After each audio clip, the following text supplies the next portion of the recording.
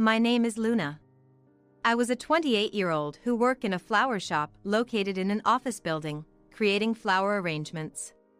My husband, Oliver, was 32 years older than me, and worked as a hairstylist in the same building on the second floor. He was not exactly a celebrity stylist, but he was quite popular. We were celebrating our 3rd year of marriage that year. Apart from the fact that we had been unable to have children, I thought we were doing well as a happy couple. But it seemed I was the only one who thought that way. How did we first meet? Oliver used to frequently buy flowers for his salon from the flower shop on the first floor. Initially wary of Oliver, who was skilled in conversation due to his job, I gradually found it natural to have him by my side. How long was it after we started dating? Oliver invited me to dinner at his parents' house, saying he wanted to introduce me to his family. There, Oliver's brother and his fiancée were also present. I had heard about Oliver's struggles being compared to his excellent younger brother, but his brother was unpretentious and amiable, easy to talk to. Handsome, good-natured, and dependable, his brother had it all. Can't blame the parents for comparing, really. His fiancée, too, was beautiful and seemed quite talented. A stunningly attractive couple. Sitting opposite them, I couldn't help but wonder if I would be compared to his brother's bride-to-be if I married Oliver. During the lively conversation over dinner, "Have you guys decided on a date for the wedding ceremony?" Oliver asked his brother. Then, "We're about to decide. We'd love some suggestions for good venues," the brother and his fiancée replied. Oliver's brother, a promising banker, and his fiancée, working at a securities firm, were both solid professionals. Thinking they would prefer something luxurious, considering they'd invite bosses and work colleagues, I suggested some famous venues where my corporate friends had their weddings. The fiancée searched the venues on her mobile phone, happily engrossed in a page showing a venue with a garden chapel. Then Oliver chimed in. "Hey, why don't we do the wedding ceremony together? How about a restaurant wedding?" And so he had proposed with a casual tone. It was something I had hoped would happen eventually, but I was shocked by his sudden suggestion, especially since he hadn't yet formally met my parents. Then, from somewhere, I heard a distinct sking noise. I couldn't believe it, but it seemed like the sound came from my BIL's fiancée. She was making an incredibly dissatisfied face and muttering under her breath. BIL's girlfriend might be okay with such a ceremony, but I. Then Lucas, Oliver's brother, exclaimed, "Bro, that's a great idea! These kinds of stylish ceremonies are becoming more popular." He seemed genuinely excited about Oliver's suggestion. Being more displeased, the fiancée glared at me more, as if to stop Oliver from saying whatever he wanted. But she was glaring at the wrong person. If she had a problem, I wished she would speak up to the enthusiastic brothers instead. Subsequently, driven by the brothers' excitement, we ended up planning a restaurant wedding, and everything progressed quickly. In a flurry, we managed to greet my parents, and the 4 of us dined out to choose a venue. As days passed, the once disgruntled fiancée warmed up to Oliver, who was now BIL, and they got along so well that one would think they were the couple getting married. However, her attitude towards me remained unchanged. And so, 6 months later, the 2 couples held their restaurant weddings. After the marriage, I switched from full-time to part-time at work, focusing more on household chores. I left for work after sending Oliver off, returned home earlier to prepare dinner, and waited for Oliver's return. This became my routine. Sometimes, my BIL and his wife, both working full-time, relied on our dinner unexpectedly. It seemed cooking was too much of a hassle for them. Camila, my CL, came with just a token gift, evidently expecting me to cook, sparing herself the effort. At the dinner table, Camila oddly sat next to Oliver instead of her husband, treating me more like a convenient housekeeper. Honestly, their visits were far from welcome. Moreover, she indirectly criticized me, saying I looked plain or that my only talent was messing with flowers. I couldn't stand being demeaned in front of Oliver, but I hated confrontations, so I pretended not to mind Camila's words. Instead, after they left, "Why does she look down on people so much?" It's terrible to imply someone's worthless if they don't work at an office. I vented to Oliver. She's a competent and successful woman. Maybe you're just hearing it that way, Luna. It sounds like you're envious. You shouldn't say things like that. But his response was always defensive of Camila. Oliver, proud of his brother's achievements, seemed unwilling to hear anything negative about his brother's wife. It felt like he was implying I was the problem, listing all of Camila's virtues instead. Recently, my daily life had changed a bit due to Lucas's sudden solo assignment. Camila, too, seems somewhat reluctant to come uninvited to our dinners alone. With fewer visits from her, I was free from her snide comments and had been able to spend my days more peacefully. But now, a different worry had surfaced. For some reason, Oliver had been coming home late at night, day after day, leaving me to have dinner and go to bed alone. It was really worrying that he had been returning home after midnight so frequently. I hoped he didn't fall ill. One morning, as Oliver hurriedly got ready for work. "You've been coming home late recently. Are you okay? I'm worried you might wear yourself out." I asked him. Oliver didn't even look at me. No need to worry. It's just a contest. I'm busy preparing for a hair contest." He stammered. I haven't heard anything about a hair contest. Usually, he'd make a big deal about entering a hair contest weeks in advance, but this time, nothing. Isn't that strange? Sensing his haste, I asked, "When is this contest? You didn't mention it before. Did you decide to enter suddenly?" Without turning face to me, he replied, "Yeah, that's right. I overlooked the invitation. I've been busy arranging for a cut model and stuff." He didn't even look at me.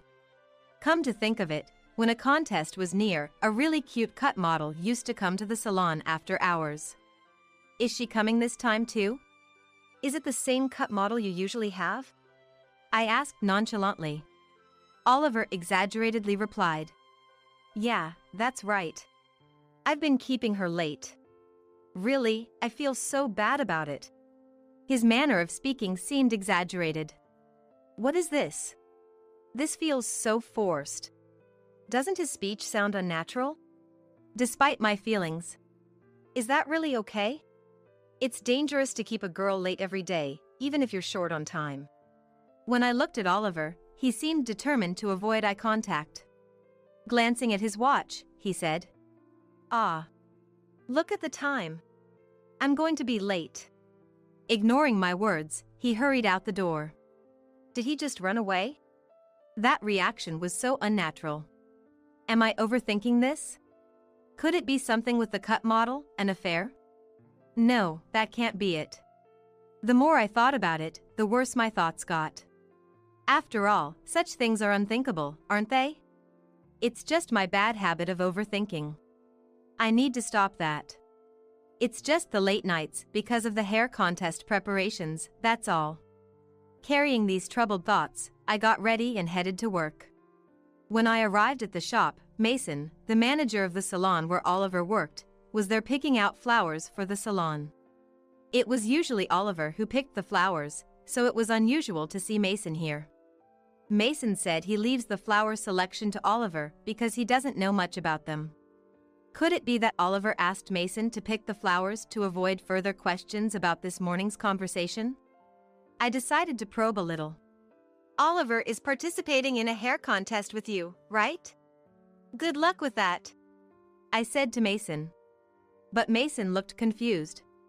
"Which hair contest? We don't have any such plans," he asked. I also asked about the cut model, but he said they hadn't requested any recently. Apparently, the model was Mason's cousin, who was currently studying abroad. As for the late nights, Mason said that Oliver had been leaving the salon at the regular closing time, so there was no way he had to come home after midnight. It seemed like everything Oliver told me was a lie. So, what had Oliver been doing every night, and with whom? While my suspicion about the cut model was cleared, I still felt uneasy. Stunned and trying to grasp the situation. Should I subtly ask him about it? Mason offered. I thought about accepting Mason's offer, but would Oliver give him a straight answer? I felt like Oliver, being so good at talking, would give vague responses. It seemed more likely that something was going on. I didn't want to give Oliver any chance to concoct an excuse. I had to keep it a secret that I was aware of his lies and probing into the matter. I told Mason that I would handle it myself for now, and asked him to keep our conversation secret, saying I would seek his advice if needed. That night, I decided to wait for Oliver and ask him as if I was oblivious to everything. I doubted he would tell me the truth anyway. Around midnight, Oliver finally came home. While claiming to have been working late, he looked slightly startled when he saw me waiting up. "I'm home. I'm exhausted. Finally got the new haircut done," he said, unaware that I knew everything. I wondered what kind of amazing haircut he completed. I asked Oliver, who was trying to mask his nervousness. "You must be worn out. Hey, do you mind if I ask something?" As I spoke quietly. "What's up? What do you want to know?" His voice trembled. "Are you really working? Are you really preparing for a hair contest?" Oliver replied. "Well, of course I am. What else would it be?" His unease was apparent. He seemed intent on sticking to his lies. "In that case." "Oh? What about cheating? Yes or no?" I asked directly, and his face changed completely. "What? Of course I'm not." Oliver began to get defensive. Even the usually eloquent Oliver had no room for jokes. Despite his panic, he tried to weave an escape with desperate excuses. "You know, Mason told me. The hair contest is a lie, right? Wouldn't it be better to just come clean? What are you really doing?" I cornered him with no escape. Apparently, he had no excuses left and, trembling with clenched fists, "Fine. I'll say it. It's an affair. I've fallen in love with someone else," he blurted out. His confession came off as resigned and frustrated. He even started to get angry, as if it was some sort of injustice. I tried to get him to confess who the other person was, but he refused to say, probably because it was someone he shouldn't be involved with. No matter how much I pressed, my anger only grew. "Then I'll hire a detective or whatever it takes to find out. Just be ready." "It's Camila." Hearing my words, he went pale and confessed in a defeated tone. "Camila? Isn't she Lucas's wife?" I was shocked, and he retorted. "Yes, Camila. She's pregnant with my child." "You haven't had a child with me, but you did with someone else, and that someone is your brother's wife? That's despicable."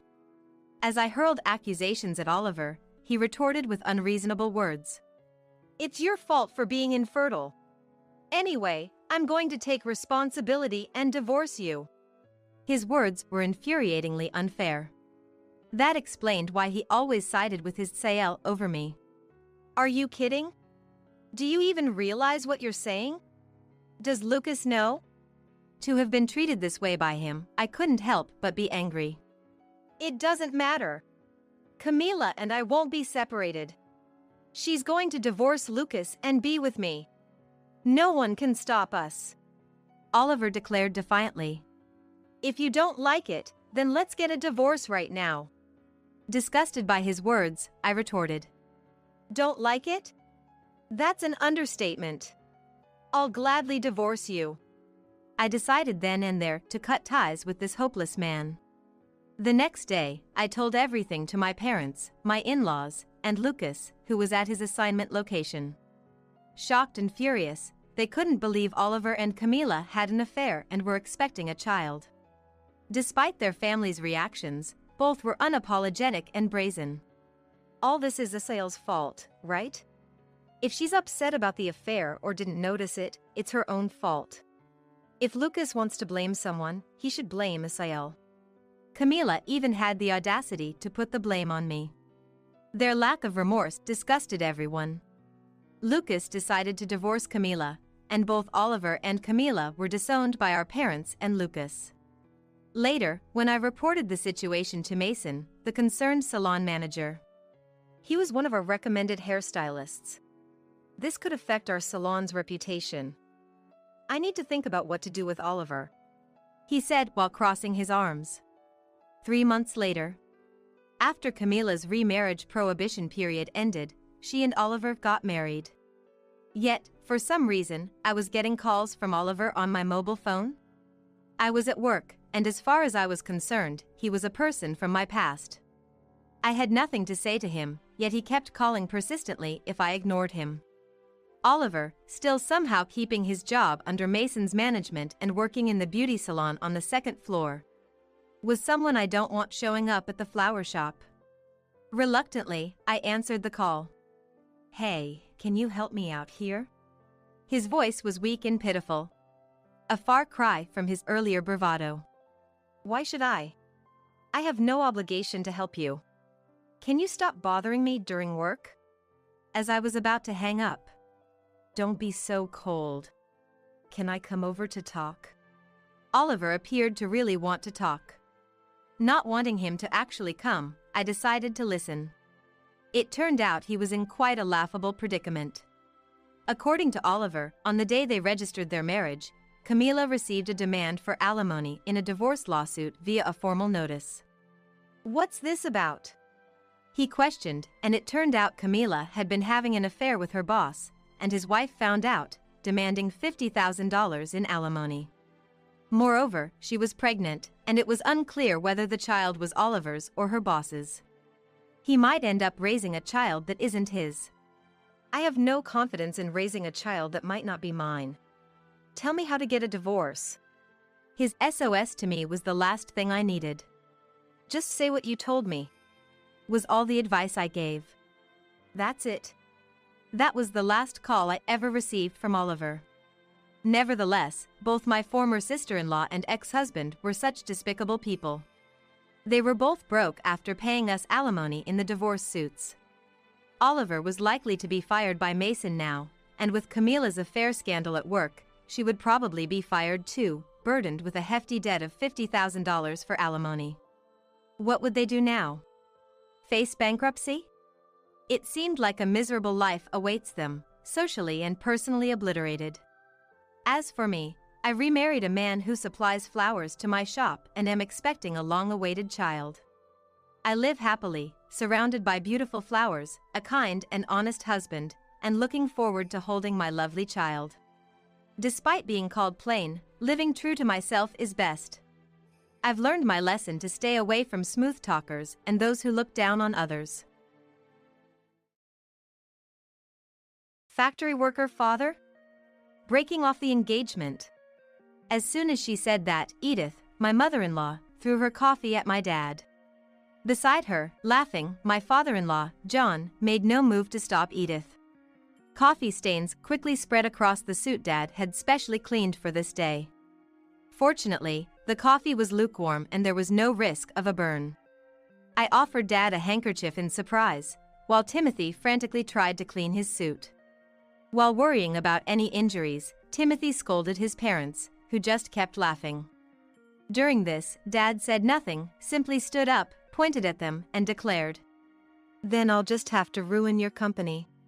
He said this in a voice I had never heard before, took my hand, and we left the house. Behind us, Timothy's shouts at his parents echoed, and soon he followed us. "I'm terribly sorry. I'll make sure my parents apologize later." "No need. It's over. We're cutting ties," he said somberly, patting Timothy on the shoulder. "My name is Penelope, a 26-year-old office worker. My family has a bit of a unique situation. I grew up without a mom. She passed away when I was young, and Dad raised me single-handedly. Despite being busy as a factory manager, he never missed a school event. He'd often rush back to work after these events, but I've always respected him deeply for it. During college, I dated Timothy, who was 2 years my senior. He was gentle, sincere, and popular at university. Despite knowing it was a long shot, I confessed to him, and he accepted. However, Timothy had his worries, mainly about his parents. He spoke of them only in vague terms, never delving into details. It seemed there was some conflict with them, but I didn't press, though it troubled me. Still, Timothy himself was flawless, so our relationship continued. He lived alone since starting university but occasionally visited his parents. He'd return exhausted, clearly stressed about them. He always put me first, making him my pride and joy. I had always wanted to introduce him to Dad, the man I respected and my beloved boyfriend. I wondered how they would react to each other. One day, while on a date, we unexpectedly bumped into Dad. "Oh, Dad. Aren't you supposed to be at work? What are you doing here?" "Ah, Penelope. Just returning from a client." "And who's this?" "Oh, this is Timothy. We're dating." Dad, not usually stern but with a somewhat fierce look, can be misunderstood. Timothy was very nervous meeting Dad for the first time. "Nice to meet you, I'm Timothy. I am fortunate to be dating Penelope." Timothy greeted Dad quickly in a tense manner. Dad warmly accepted him, chatting and laughing with him. "So, you're Penelope's boyfriend. Don't be so nervous. Take good care of her." "Yes, I will. Thank you." As they continued talking, Timothy's nervousness faded, and they got along well. I was relieved to see the two most important men in my life getting along. I had worried about Dad's reaction, but he had to return to work. So we parted ways. After Dad left, I turned to Timothy, who seemed to be in a daze. When I asked what was wrong, he suddenly became excited. "That was really your dad, right?" I was puzzled by his unexpected words, but since it was the truth, I answered without hesitation. "Yes, that was my dad." "Is there something wrong with that?" "Right, that makes sense, that was him, huh?" He crossed his arms and seemed lost in thought for a while. Curious, I decided to ask him what was on his mind. "What are you thinking about so hard? Did you not like him?" "No way, that's not it. I do like him, but, well..." His hesitant reply was all I got, and any further questions were evaded. I became anxious as he wouldn't tell me the reason. I wondered if, despite his words, he actually found it hard to get along with my dad. And so, I began to worry unnecessarily. A few days later, Timothy called me out, saying he had something important to talk about. Maybe because of the recent meeting with my dad, I felt unusually nervous as I went to our meeting spot. When I arrived at the cafe, he was already there. Through the glass, I could see him looking downcast. This deepened my anxiety, but I decided to act cheerfully anyway. As I entered the cafe and approached him slowly, I said, "Timothy, sorry, did you wait long?" I crept up behind him and spoke, tapping his shoulder, which startled him. "Penelope, you scared me." Startled, he caught his breath as he saw me. And I was surprised to see how much I had startled him. He had been that deep in thought. Sitting opposite the still gloomy him, I placed our order. His continued gloom only increased my anxiety. Desperate to hear what was on his mind, I spoke to him. "Hey, Timothy. What's bothering you so much? Didn't you like my dad?" When I asked, Timothy looked up and immediately denied it. "No, not at all. I actually respect your dad. That's why my. He stopped mid-sentence and looked down again, causing me to sigh. Realizing I had no choice but to press for an answer, I asked directly. "If you have a problem, I want to know. What's troubling you?" He took a deep breath as if making up his mind, then began to share. "I have something to tell you about my parents. It's a long story, but I need you to hear it all."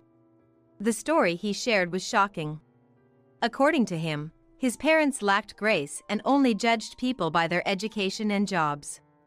He had suffered a lot because of them, as they habitually interfered with his life. Whenever he introduced a girlfriend, they would criticize her and drive her away. The women would leave, often in tears, breaking up with him. That's why he wanted to marry me, but was troubled about bringing up his parents. But that's not a problem. We just don't have to involve them after getting married, and endure only during the marriage proposal. Dad seemed to like Timothy, so what was the issue? I don't mind about that, it's okay. Dad liked you too, so don't worry. Really? That makes me happy. When I first met your dad, I was shocked to see how different he was from my own parents. I thought, if I marry Penelope, I'll become the son of such a great dad, even if it's just by marriage. But getting married means your parents become mine too, and I couldn't make up my mind. He brightened up when I mentioned Dad liked him, but then he sighed deeply again.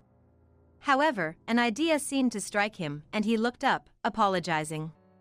When we go to my parents to announce our marriage, can your dad come with us? I want them to know such an admirable person exists. It might not change them immediately, but I hope it will make them rethink. Okay. I'll talk to Dad. But I wish you had told me this more straightforwardly. Oh, sorry. I'll properly do it now. Realizing his oversight, he hastily made a proper marriage proposal. Having accepted his proposal, I decided to discuss it with Dad. Initially reluctant, Dad agreed to join us for the marriage proposal visit after Timothy asked. We then coordinated with Timothy to schedule a visit to his parents. On the day of the visit, we stood in front of Timothy's parents' house, all of us neatly dressed. It was my first time meeting Timothy's parents, and knowing their reputation made me nervous. Seeing us tense, Dad chuckled and reassured us. Don't be so stiff. Timothy's parents are just overly concerned. Be confident. Feeling reassured by Dad's pat on our shoulders, my tension eased slightly. As the appointed time arrived, Timothy rang the doorbell. But there was no sound inside, making us wonder if they were not home. In a bit of a panic, Timothy rang the bell again, but still no response. Feeling awkward in front of Dad, Timothy excused himself and went inside first. Dad and I exchanged glances, waiting silently for Timothy to return. After a short while, Timothy reappeared at the entrance, looking flustered. Before I could ask what happened, he started making excuses with a forced smile. Sorry, I was just delayed. Please wait a bit longer, I'll be ready soon. He quickly went back inside. Dad sighed in disbelief at this behavior, and I felt increasingly anxious. I feared this incident might derail the marriage talks. Though Dad is not quick-tempered, he dislikes dishonesty. So, I couldn't help but consider the worst-case scenario. As these thoughts crossed my mind, Timothy finally came back to the entrance. Apologizing, he invited us inside. Inside, Timothy's parents were already sitting on the sofa, but their demeanor was strange. Editham, his mother, greeted us with a sarcastic smile and arrogant attitude, while John, his father, seemed disinterested and looked away. Though we were led to the sitting room, the coffee served was lukewarm. Silent since our arrival, Timothy's behavior, and the tense atmosphere made me uneasy. However, knowing we needed to greet them, I tried to compose myself. As Timothy introduced his parents and us, I felt warmth in my heart from his considerate introduction of Dad and me. But his parents scoffed at our introduction, and the next moment, Edith's hand reached for her cup, shocking me. Factory worker father? Breaking off the engagement. As soon as she said that, Edith threw her coffee at Dad. Beside her, laughing, John made no move to stop Edith. Coffee stains quickly spread across the suit he had specially cleaned for this day. Fortunately, the coffee was lukewarm, and there was no risk of a burn. I offered Dad a handkerchief in surprise, while Timothy frantically tried to clean Dad's suit. While worrying about injuries, Timothy scolded his parents, who just kept laughing. During this, Dad said nothing, simply stood up, pointed at them, and declared, "Then I'll just have to ruin your company." He said this in a voice I had never heard before, took my hand, and we left the house. Behind us, Timothy's shouts at his parents echoed, and soon he followed us. "I'm terribly sorry. I'll make sure my parents apologize later." "No need. It's over. We're cutting ties," Dad said somberly, patting Timothy on the shoulder. Then we went back to our house with Timothy, and Dad immediately changed his clothes. Meanwhile, Timothy earnestly apologized outside Dad's room, with Dad's troubled voice occasionally heard. But I was too shocked by Edith's actions to pay much attention to anything else. From the moment I saw their faces, I knew getting along would be difficult due to their arrogant attitude. But I never expected them to do something like that, and I was furious that they belittled Dad. Sitting on the living room sofa and clenching my fists, I kept replaying the earlier events. I knew getting worked up wouldn't help, but I couldn't help myself. Eventually, Dad came into the living room after changing, followed by Timothy, who immediately apologized to me. "Penelope, I'm truly sorry. I had no idea they would do something like that, let alone belittle someone. I'm really sorry, I did a terrible thing." Timothy probably knew it wasn't something easily forgiven. The fact he didn't ask for forgiveness showed his sincerity. This made me feel like I should apologize to him. I took Timothy's hand, who was on his knees, and apologized. "I'm sorry too for saying something so thoughtless without knowing anything. I never expected it to turn out like this." Then I turned to Dad to offer my deepest apology. "Dad, I'm sorry too. My careless suggestion led to this mess." Dad just looked down and shrugged his shoulders in response to my apology. It's no wonder he didn't say anything. This situation was unexpected for everyone here. But this meant his earlier words might actually come true. I decided to ask him directly about his intentions. "Dad, what you said to them earlier, was that true? Are you really planning to ruin their company?" In response to my question, Dad looked at Timothy and then nodded firmly. "Yes, it's true. I do intend to do it. His company's performance has been poor, and I've been thinking about what to do with it. It's a good opportunity to cut it off." Dad's eyes were serious and unwavering. He is the owner of a factory, a well-known leading local company where he started as a worker. He first worked as a worker at this factory. He gave up his dream of becoming a painter after Mom passed away to raise me alone. Working tirelessly in the factory, his hard work was recognized, and he climbed the ranks.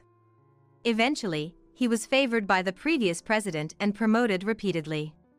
When the previous president, or rather, the former factory manager, wanted to retire, Dad was chosen to take over. The factory owns several subsidiaries, and one of them is managed by John, Timothy's father. This was revealed during the earlier greeting. John should have recognized this, but he failed to, as Edith acted first, before Timothy introduced him in detail. Timothy just wanted to say that Dad worked in the factory, which is the parent company of John's. But Edith and John's prejudice led to this unfortunate situation. If they had listened properly, this might not have happened. Dad said John's company seemed to be mismanaged. This could potentially affect Dad's factory, so he had been considering what action to take. "I was thinking of layoffs to improve management, but I'd rather avoid that if possible. It seemed like the right time to make a cut." He smiled troubledly, probably not wanting to lay off employees. Regret tinged his words. After saying this, he turned to Timothy and said in a low voice, "I've decided to do it, but it means your parents will be in trouble. It's harsh, but are you sure you're okay with this?"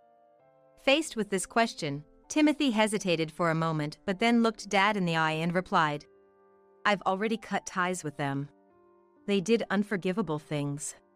They need to atone for it, and I want them to reflect on this incident and everything else. More than that, I have a request. It's inappropriate at this time, but I must ask, please let me get engaged to Penelope. I'm aware of the trouble my parents caused. More than anything, I want to be with Penelope. Please allow it." Dad crossed his arms, deep in thought. It may seem inconsiderate right after such an incident. However, moved by Timothy's fervor, I also pleaded with Dad. "I also ask you, Dad. Despite everything, I want to be with Timothy." After hearing our pleas, Dad hummed for a bit before shaking his head as if resigned. "If both of you feel the same, then it's fine. But there's a condition. Your parents are business owners, after all. I want to know what will happen to their employees. If you can't answer that, your marriage is off. Dad said this and sent Timothy out, not even glancing at me before returning to his room. A few days later, Timothy came with a plan regarding John's company's employees. He had promised Dad beforehand and was discussing it when I returned from work. Apparently, Timothy had listed potential new jobs for all the employees and was showing it to Dad. So, I would like to ask, albeit presumptuously, for these employees to transfer to your company. I hope to support their employment there, contributing to the business's growth. Timothy was earnestly requesting Dad to hire them. And I know it's selfish, but I would like to join the company too. I'll work without salary until their work stabilizes and shows results. I want to compensate for the shortcomings with my work and salary. Once that's done, I'd like to marry Penelope. Timothy seemed to blame himself for the company's downfall. He wanted to work hard as a lubricant in the situation. I was just learning now that our marriage would be delayed, but it seemed unavoidable. Welcome back, Penelope. You heard, right? I'm sorry for deciding something so important on my own. But I couldn't be happy just myself. That's too much, Timothy. Dad, let me join the company too. I'll work alongside Timothy, so please accept his proposal. As I said this, Timothy tried to stop me. But I refused to back down and desperately begged Dad. While we were doing this, Dad remained silent. But after our repeated pleas, he finally unfolded his arms and quietly nodded. Meanwhile, Timothy's parents hadn't apologized yet. Dad had been waiting these past days, but that was coming to an end. Time's up. He muttered, beginning preparations to take over John's company. Time passed, and John's company finally collapsed. Then, Timothy received a furious call from his parents, and the three of us were summoned to their house. When we arrived at their home, it was crowded with people. They were all protesting the company's collapse, shouting angrily. John probably hadn't explained anything to the employees. By calling us there, it seemed they intended to shift their own blunders onto us. As soon as they spotted us, they began pointing and accusing. Look there! They're the cause of everything, not me. They destroyed the company, not me. It's true. Especially that woman, she seduced our son and ingratiated herself with his father. We're the victims here. So stop making such a fuss. As Timothy's parents ranted, trying to deflect from themselves. Although he got angry with his parents saying whatever they want, he was trying to soothe the protesting crowd. Please wait, everyone! Yes, my father's company collapsed, but it's because of those two. And I've arranged job placements for all of you. Please hear me out. The crowd gradually quieted down, and they began listening to us. Timothy read out each person's name, informing them of their next job. The former employees who realized that they won't get laid off seemed relieved. After announcing everyone's new positions, Timothy's parents started causing a scene. Hey, Timothy. What about us? Why ignore us? Tell us our job placements. If you do, we'll forgive that man and even approve your marriage to that woman. Ignoring their wailing, Timothy began explaining the circumstances of the company's downfall. The former employees who realized that they won't be laid off seemed relieved.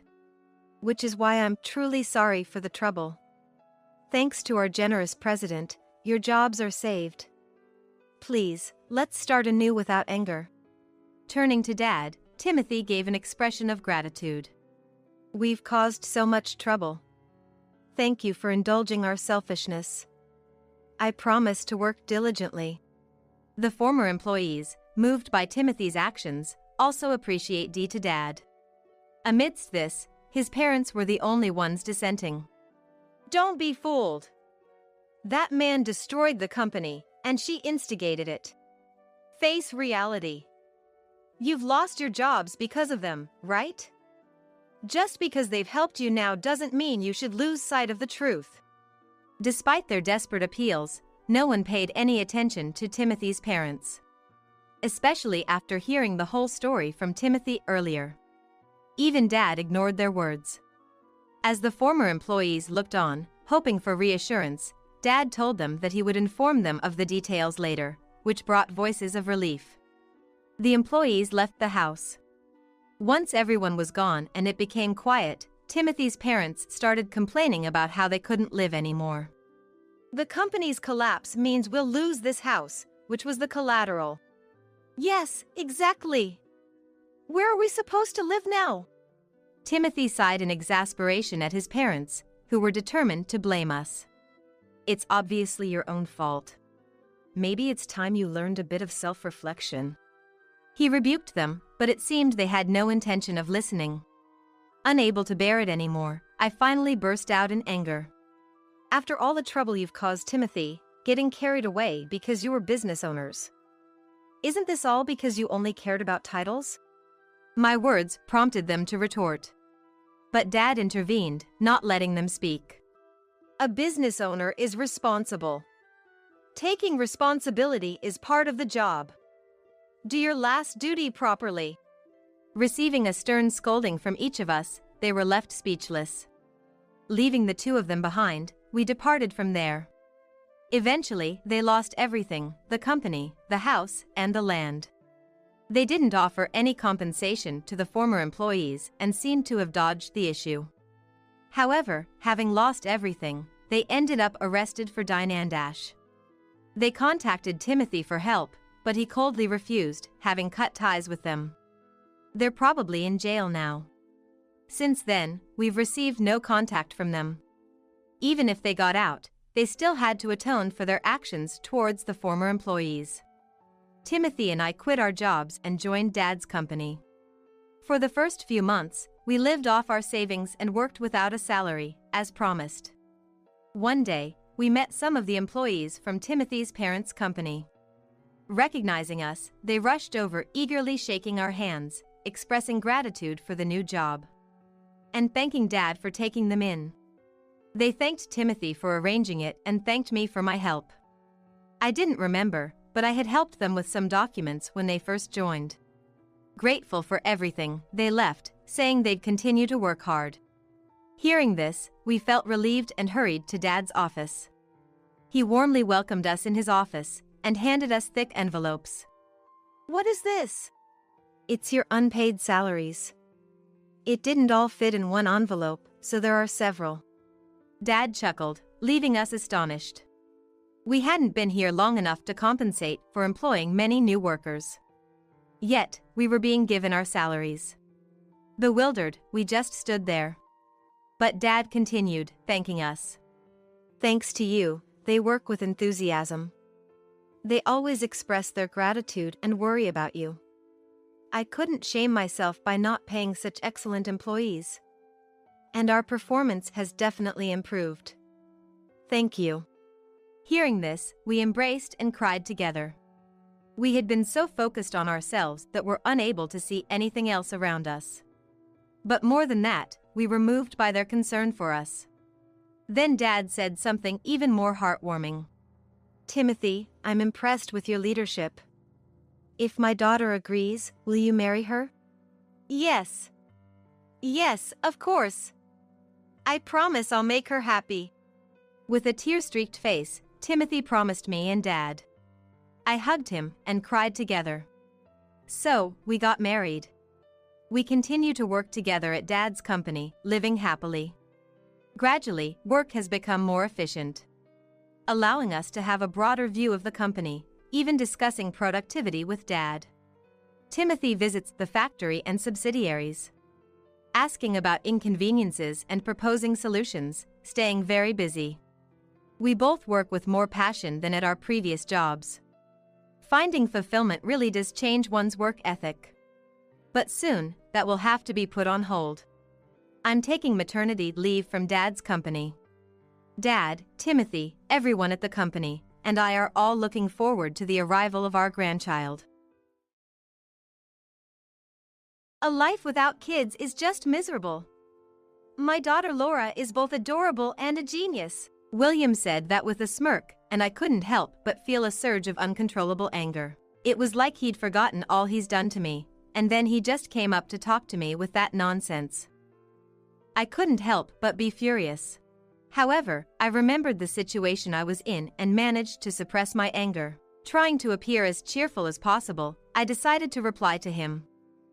Even if he gets mad at it, it's nothing compared to what I've endured. I called my daughter, who was a little distance away, and proudly said, "Okay, let me also introduce my daughter, Jasmine." I'm probably wearing the kind of smile I imagine. While showing that to him, I hugged Jasmine, who ran up to me. "What?" He looked at us, his mouth agape in surprise. He probably couldn't accept the reality he had always looked down upon. His mistress Kate, who was grinning just like him until a moment ago, also seemed unable to hide her shock. While looking at them, I started talking to Jasmine. "My name is Isabel, and I'm a 51-year-old office worker. I have a daughter, and people are often surprised when I tell them she's 12. I did marry late, but there were reasons for that. I have a history of divorce, and I didn't have children at that time. I met my ex-husband William in an arrangement that was almost like an arranged marriage. A friend of mine worried about me always working and not getting married, and threw a party for me. That's where William took a liking to me, and I received his advances. Even so, I wasn't interested at first and was reluctant to respond to his actions. Yet, as he approached me persistently, I gradually started to return his feelings. Eventually, we started dating and soon got married. After marriage, William was serious about having children. Being in my late 30s, I felt a lot of pressure. I don't know if it was because of that, but we couldn't have a baby for a long time. Gradually, William's attitude turned cold, and he started to look down on me. "What, infertile? Were you here? Did you pick up the dry cleaning I asked for?" He called me infertile, treating me almost like a slave. It was so frustrating, I struggled to find a solution. I went to the hospital imagining the worst, but there was nothing wrong with me. I was even told that stress might be the cause, which left me feeling hopeless. I tried changing my diet, taking supplements. I tried everything, but still couldn't get pregnant. I suggested William get tested, thinking maybe the problem wasn't with me. "Listen, William. I went to the hospital, and they found nothing wrong. So, maybe it's worth considering that the issue might be with you, and you should get tested." As soon as I said that, his face turned red with anger. "What? You're saying I'm the problem? It's just that you can't get pregnant, don't suspect me." "But there's nothing wrong with me, and I've been under treatment for a long time. If we still can't have a baby, it might be because of you." "No way. I'm always fine. The problem is definitely with you, okay?" He completely rejected my suggestion, blaming me. At first, I fought back, but it's hard when someone keeps saying you're the one at fault. Gradually, I became exhausted, and one day, his words made it clear that I couldn't do it anymore. "What's the point of being a woman if you can't even have a baby?" He said it so disdainfully, and I couldn't respond. It wasn't that I agreed with his words. Instead, I was shocked at why I had to be spoken to like that. I worked while managing household chores, and I thought I had devoted myself to him, who was also working. Nevertheless, just because I couldn't have a baby, I never expected to be so thoroughly negated. With no emotional support and losing my motivation, I couldn't bring myself to ask him to get tested again. The thought of hearing the same words again frightened me so much that I couldn't speak up. Sensing that, he started commanding me to do various things. "Man, I'm tired. I want a different drink, not the usual beer today. Hey, you can't get pregnant, so you must be free, right? Come home right now." Laughing smugly, he treated me like a slave. If I showed any sign of arguing back, he'd hurl even more abuse at me. Still, I endured and just kept going day by day. You'd think I'd better divorce him if I'm putting up with all that.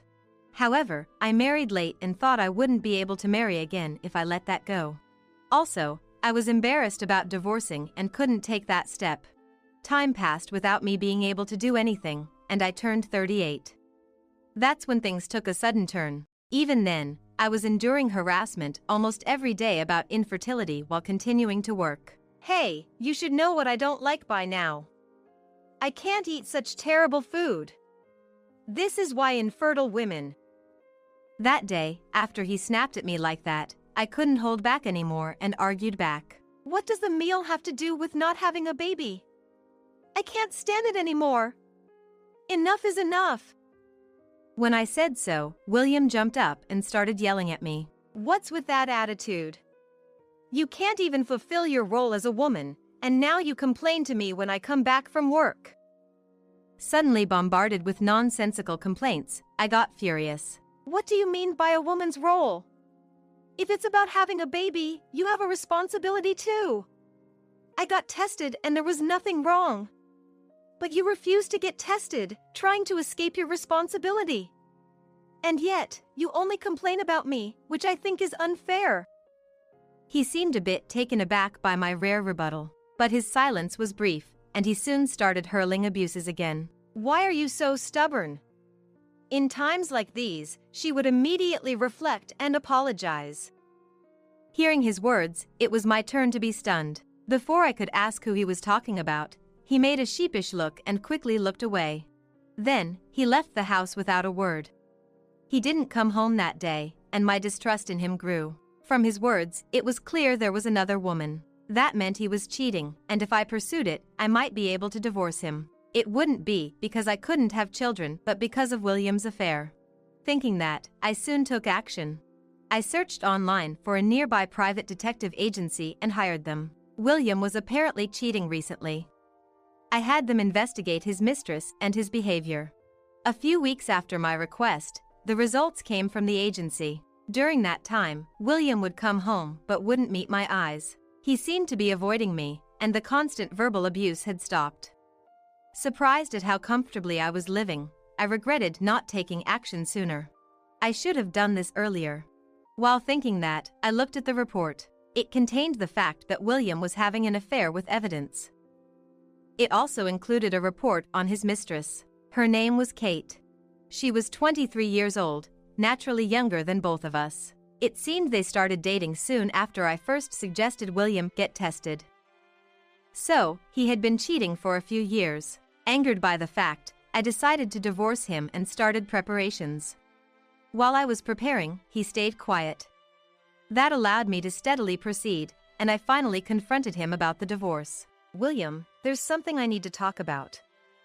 It's not about the test, it's more important.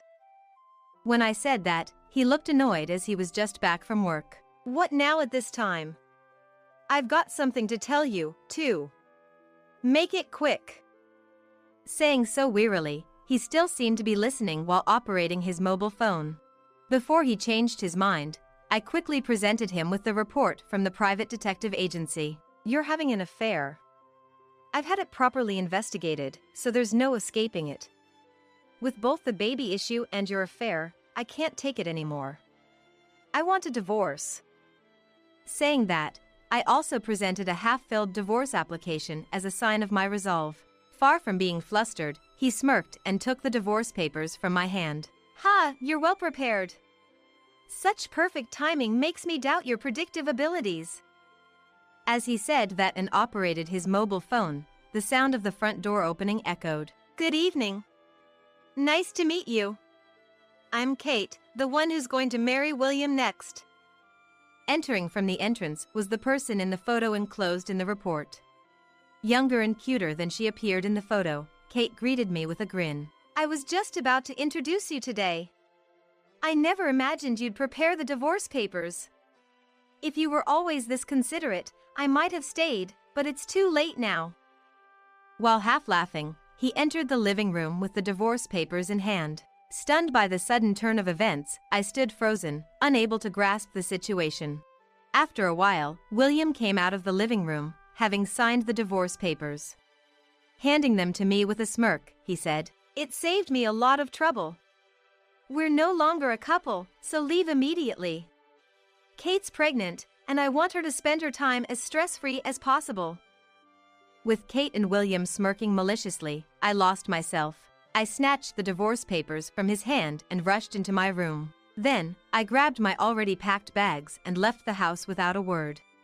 13 years later since then, I was visiting a project I had been involved in that had just been completed. I work as a specialist consultant, and this time I was in charge of designing a condominium that was disaster-resistant and supportive of childcare. At that time, after being introduced to Kate by William, I took refuge in a nearby Holiday Inn.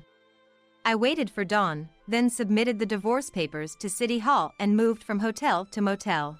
Eventually, I moved into a house and devoted myself to my work. My mood lightened after divorcing William, and work went smoothly, with increased business opportunities and networking. Thanks to that, I was appointed as a project leader, which led to this urban development project. Now that the long-term project was finally complete, I felt relieved. There was a small event, and the place was crowded. Suddenly, I heard a familiar, unpleasant voice. "Hey, long time no see. Still all alone? I'm here to buy a condo for a family of 3. Not that it matters to you." I regretfully turned towards the voice and regretted it. There stood William and Kate. Between them, there was their daughter, who must have been in Kate's womb at that time. A life without kids is just miserable. My daughter is both adorable and a genius. Seeing William's smirking face, uncontrollable anger surged within me. It was like he forgot all he'd done, casually speaking to me like that. I couldn't help but be furious. As remembering my situation, I managed to suppress my anger.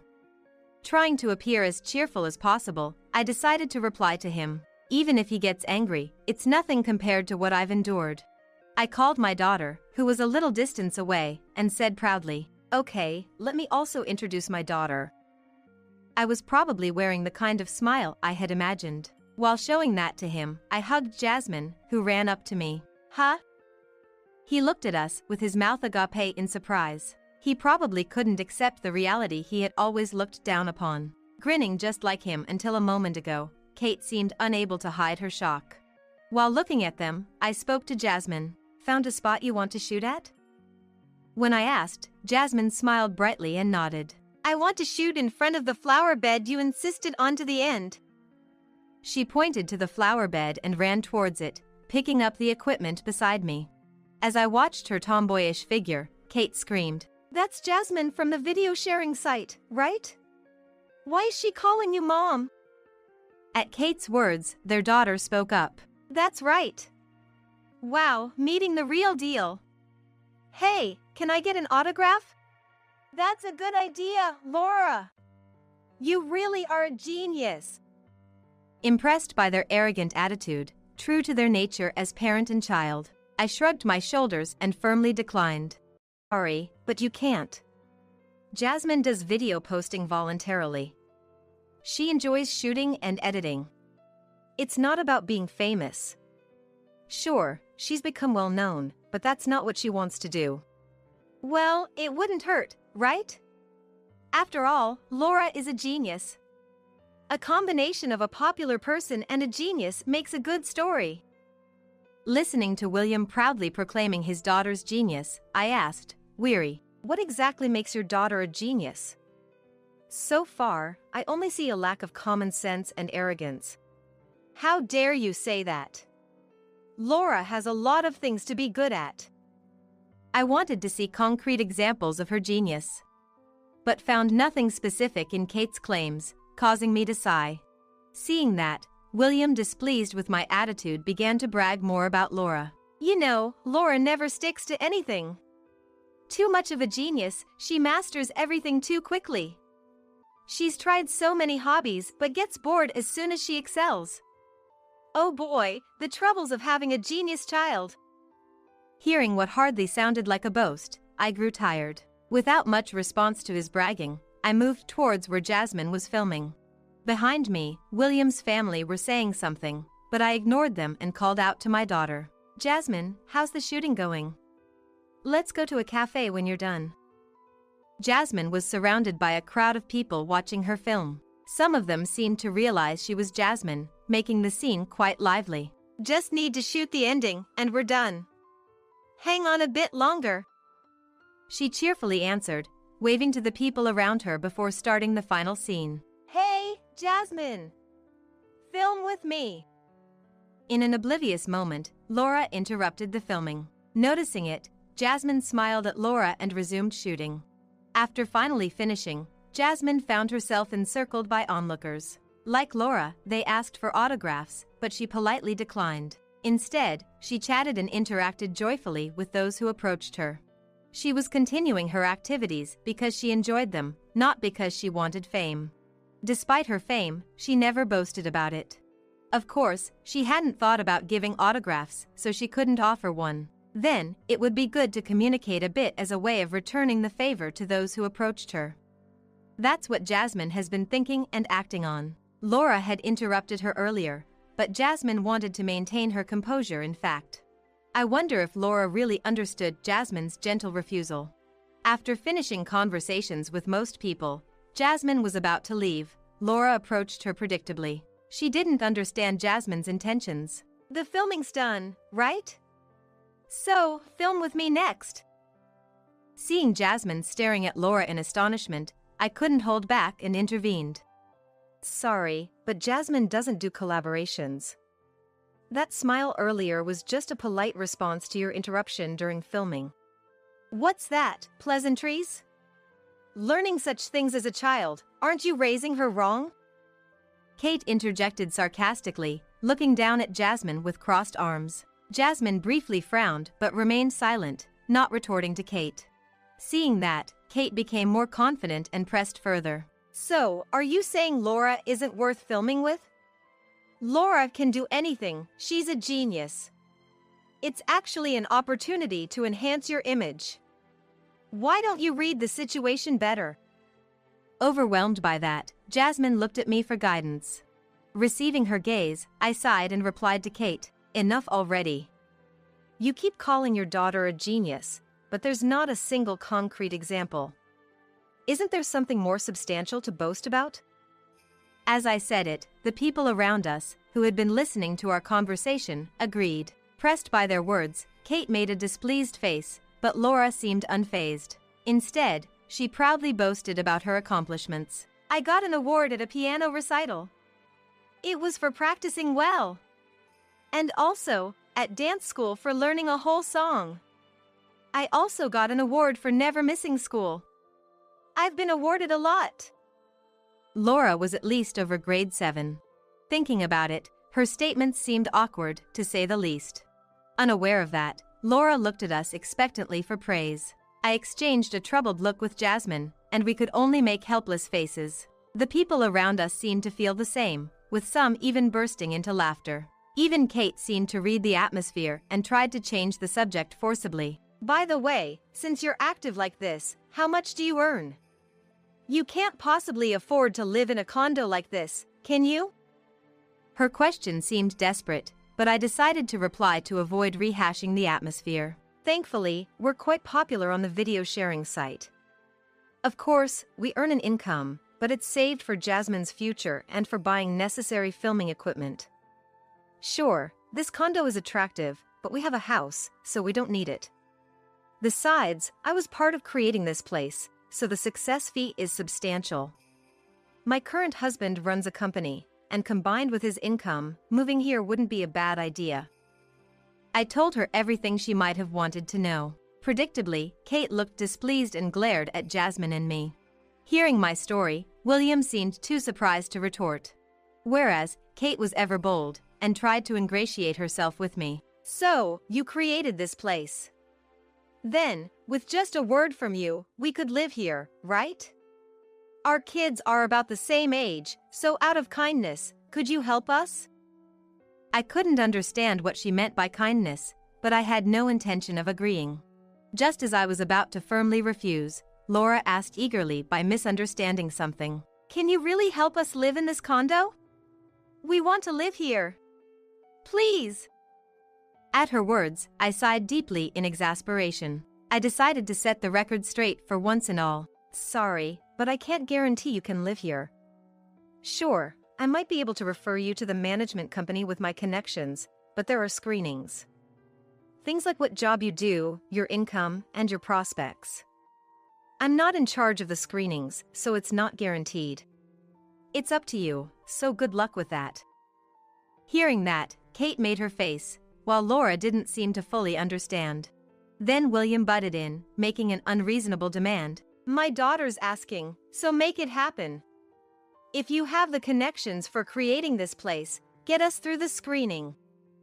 Everyone around whispered at his absurd demand. I pondered how to explain the obvious fact, my head aching. "You can't just interfere in the screening process, can you? That's obviously out of my jurisdiction. If you want to live here, overcome it with your own efforts."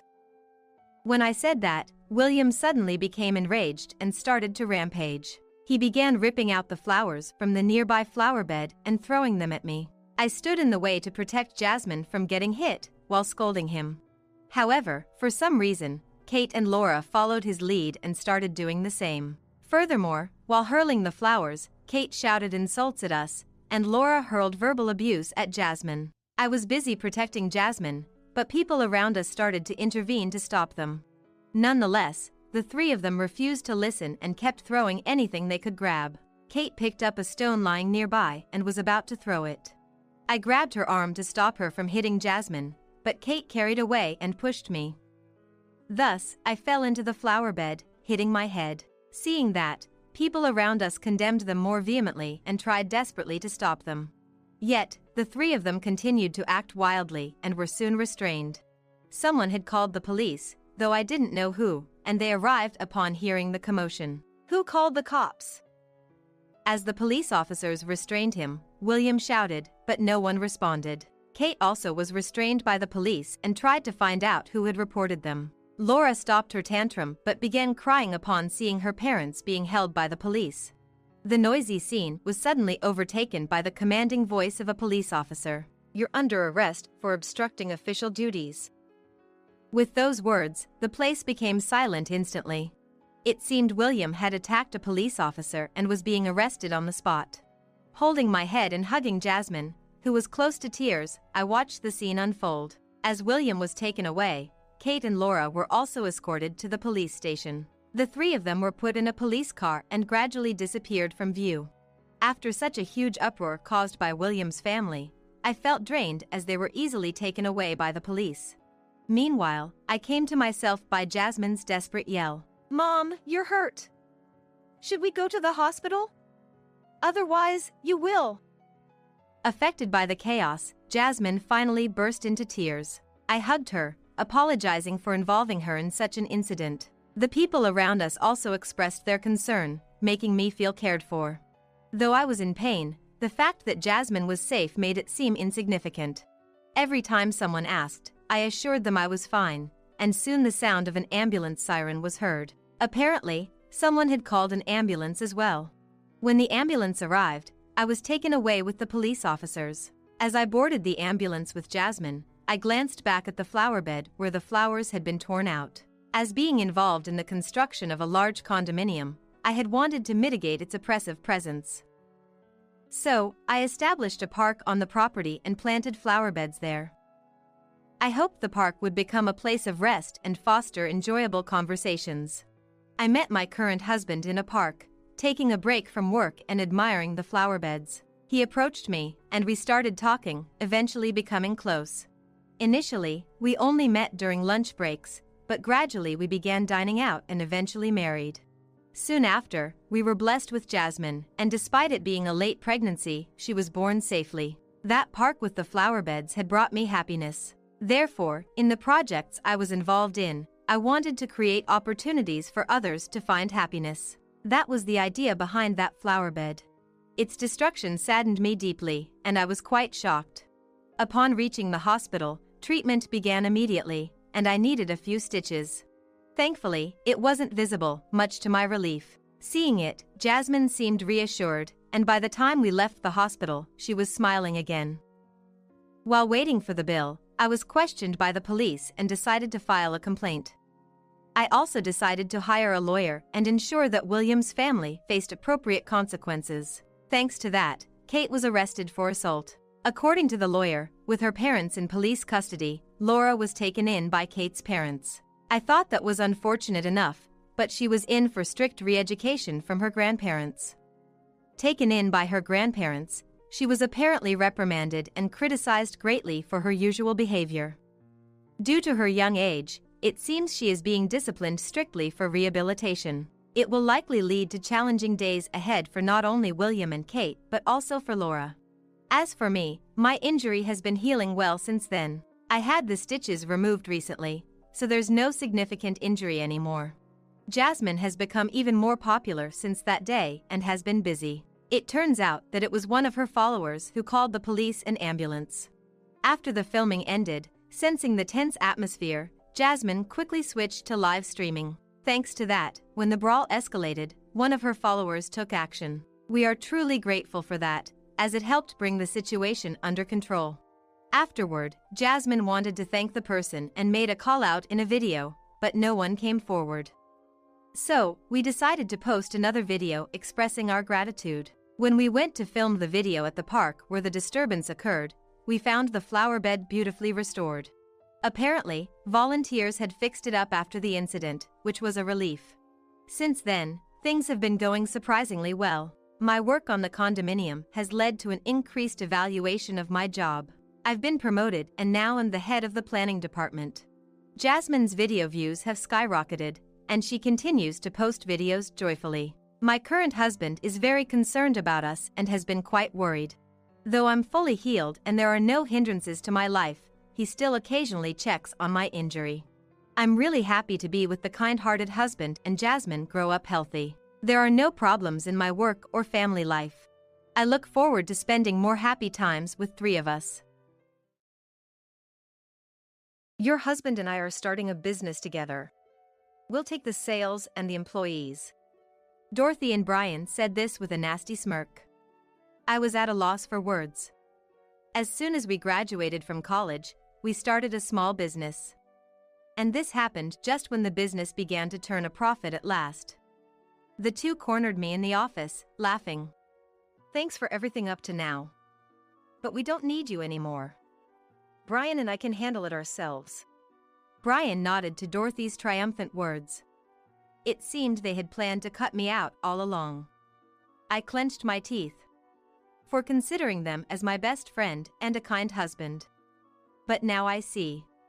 This is their true nature. If that's the case, so be it. Dorothy. Brian. I have my pride too. And I won't let you trample on it. Bring it on, Dorothy. I'm Karen. 29 years old. I started a small business with Dorothy and Brian, whom I met in college. We call it a handyman service, but mostly we do household chores for others. When we started, there were no other employees, so we managed all the work between the three of us. During that time, Brian proposed to me. I liked him back, so I happily accepted his proposal. Dorothy congratulated us. How kind they both seemed. I thought I was truly blessed with such friends, until the moment I heard this rumor. Dorothy also had feelings for Brian. I'm off, see you. Be careful on your way. Brian said to Dorothy in a light tone as she was leaving for work. You get lost easily. I'm fine. I've been to this client's place several times. The car navigation system knows the way perfectly. Dorothy said confidently. Laughter broke out among the employees. Dorothy was everyone's favorite. Ever since college, she was smart but had her ditzy moments, and they loved her for her goofy character. I liked Dorothy too. We hit it off right after entering college and dreamed of starting our own business. Brian joined us midway, and our dream began to take a more concrete shape. And now, here we are, living that dream. Brian, you should go with her, I'm worried. Ah, Karen, you sure are demanding. Brian shrugged his shoulders as if he was reluctant. The employees still looked amused. Eventually, an older employee named Jennifer agreed to accompany Dorothy. To be honest, I was a bit uncomfortable around Jennifer. So when she was out of sight, I felt a slight sense of relief. Of course, I would never intend to discriminate against any employee.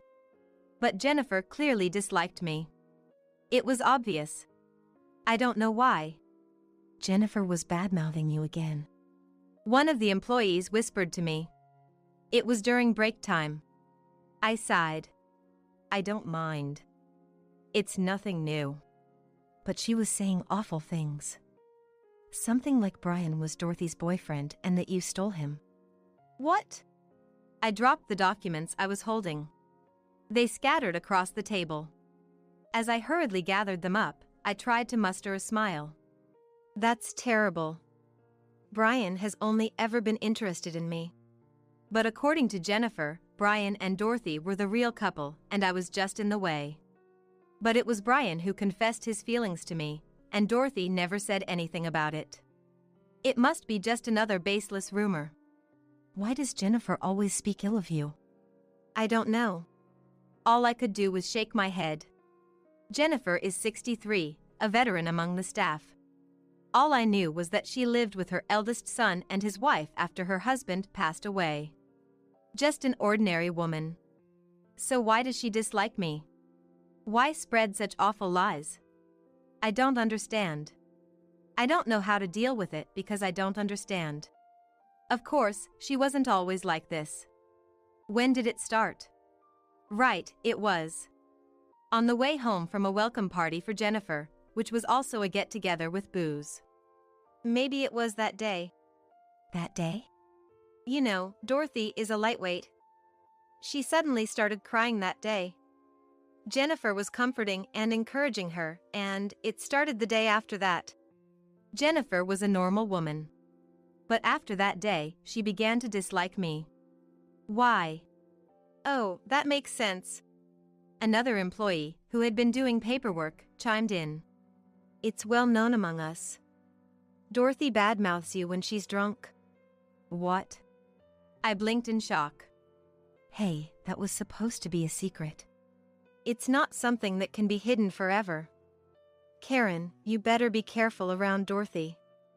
Although, Jennifer is the only one taking the gossip seriously as for now. The male employee said languidly and returned to his work. I was overwhelmed with disbelief. Dorothy, speaking ill of me. Yes. The first employee spoke again, looking uncomfortable. Dorothy starts talking the moment you're out of sight. It's all made-up stories, terrible gossip. No way. I thought this must be some kind of joke. Dorothy is my best friend. I can't believe she would say bad things about me. But the worst part is Brian. Brian? I wondered why Brian was being brought up in this context. As my expression darkened, the employee continued with difficulty. Brian, no matter how awful things Dorothy says, he just laughs and seems to enjoy it, even egging her on. That can't be true. I had stood up from my chair. I picked up my mobile phone. I called Dorothy. Hello. Hey, stop joking around now. What joke? Apparently Jennifer is badmouthing me because of you. That's a horrible story, right? Well. Dorothy paused, seemingly deep in thought. I was hoping she would quickly declare her innocence. Dorothy wouldn't betray me. Hey, Dorothy. What? It was Dorothy's usual, cheerful voice. I felt relieved. After all, what the employees said must be false. Jennifer must have badmouthed me so persistently that everyone started to make up this joke. Seriously. So you found out all of it? Huh? I blurted out in a daze. What did Dorothy just say? I was planning to gradually increase my allies, but no one else fell for it except Jennifer. Maybe it's time to try something different. Dorothy, what are you talking about? Just kidding. Wait, what? The next moment, Dorothy burst out laughing. Don't take it seriously, we're friends, right? I would never do such a thing. Right. I slumped back into my chair, feeling drained. The employees looked at me anxiously. Dorothy was laughing on the other end of the phone. Innocent and lovely Dorothy. She was like everyone's idol. Even now, she's popular among the employees. I like her, too. I thought I did. It was all a lie, right? Yes, all lies. Dorothy's affirmation. Jennifer's attitude, and the employees' rumors. I couldn't tell what was true anymore. About Jennifer. I hesitated. Honestly, I didn't want to talk about it. But Jennifer's attitude towards me was strange. I intended to discuss it with Dorothy and Brian. What's up? She's very harsh towards me. I just think it's going to be hard to work with her moving forward. You're not thinking of firing her, are you? Brian looked at me sternly. Dorothy's smile had faded too. I was unable to look into their eyes, and I looked down. But her gossiping is crossing the line. It must be hard being talked about like that. Dorothy seemed to sympathize with me. She's kind after all, I thought. Then Dorothy said, "But it's funny to watch, isn't it?" What? Nothing. Karen, think it over. Jennifer is our ace employee, and we've worked together for so long. It would be too cruel to fire her now. I think so too. Their opinions were the exact opposite of mine. Indeed, many clients have specifically requested Jennifer. Plus, Jennifer was the first employee we hired after starting the company. I have some kind of attachment to her too. But, like I said before, Jennifer's harshness towards me is because of Dorothy. There are rumors about that. If it's not just me, but Dorothy's reputation falls too. That's unavoidable, Dorothy said with a troubled expression. Because, well, it's the truth. Dorothy. I sighed. Lately, Dorothy has been teasing me excessively. She's manipulating Jennifer to take my place. Even though that can't possibly be true. Really, Karen, you're too nice, Brian suddenly said. I looked at him in surprise, and Brian had a smile on his face. A very unpleasant smile. What Dorothy is saying is true. I was dating Dorothy. Brian, not you too. But along the way, he got greedy. You were better in both grades and popularity.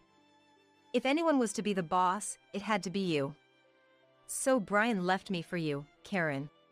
They took turns speaking. Words I didn't want to hear. Stop it. But Karen, you're too naive, aren't you? With that attitude, you can't compete with the cunning folks in other companies. Stop it! I shouted. My throat hurt from suddenly raising my voice. As I rubbed my throat, Dorothy started laughing. Just admit it, Karen. It's all true. I've been feeding Jennifer all this, and she's been taking it seriously. I began to tremble at her words. It's crazy. That's just crazy. Why would you do such thing? Why? It's obvious, isn't it? Dorothy said, curling her lips. You stole Brian from me. Not just that. In school, you were always above me in grades. It was always like that. Because of you, I could never be the first. But Dorothy, you were chosen as the most beautiful girl in college. That was because I worked hard to please everyone and put on a friendly face. But what about you, Karen? Without any effort, you made it into the top 10. Don't joke with me. Who's joking now? I had forgotten about the pain in my throat.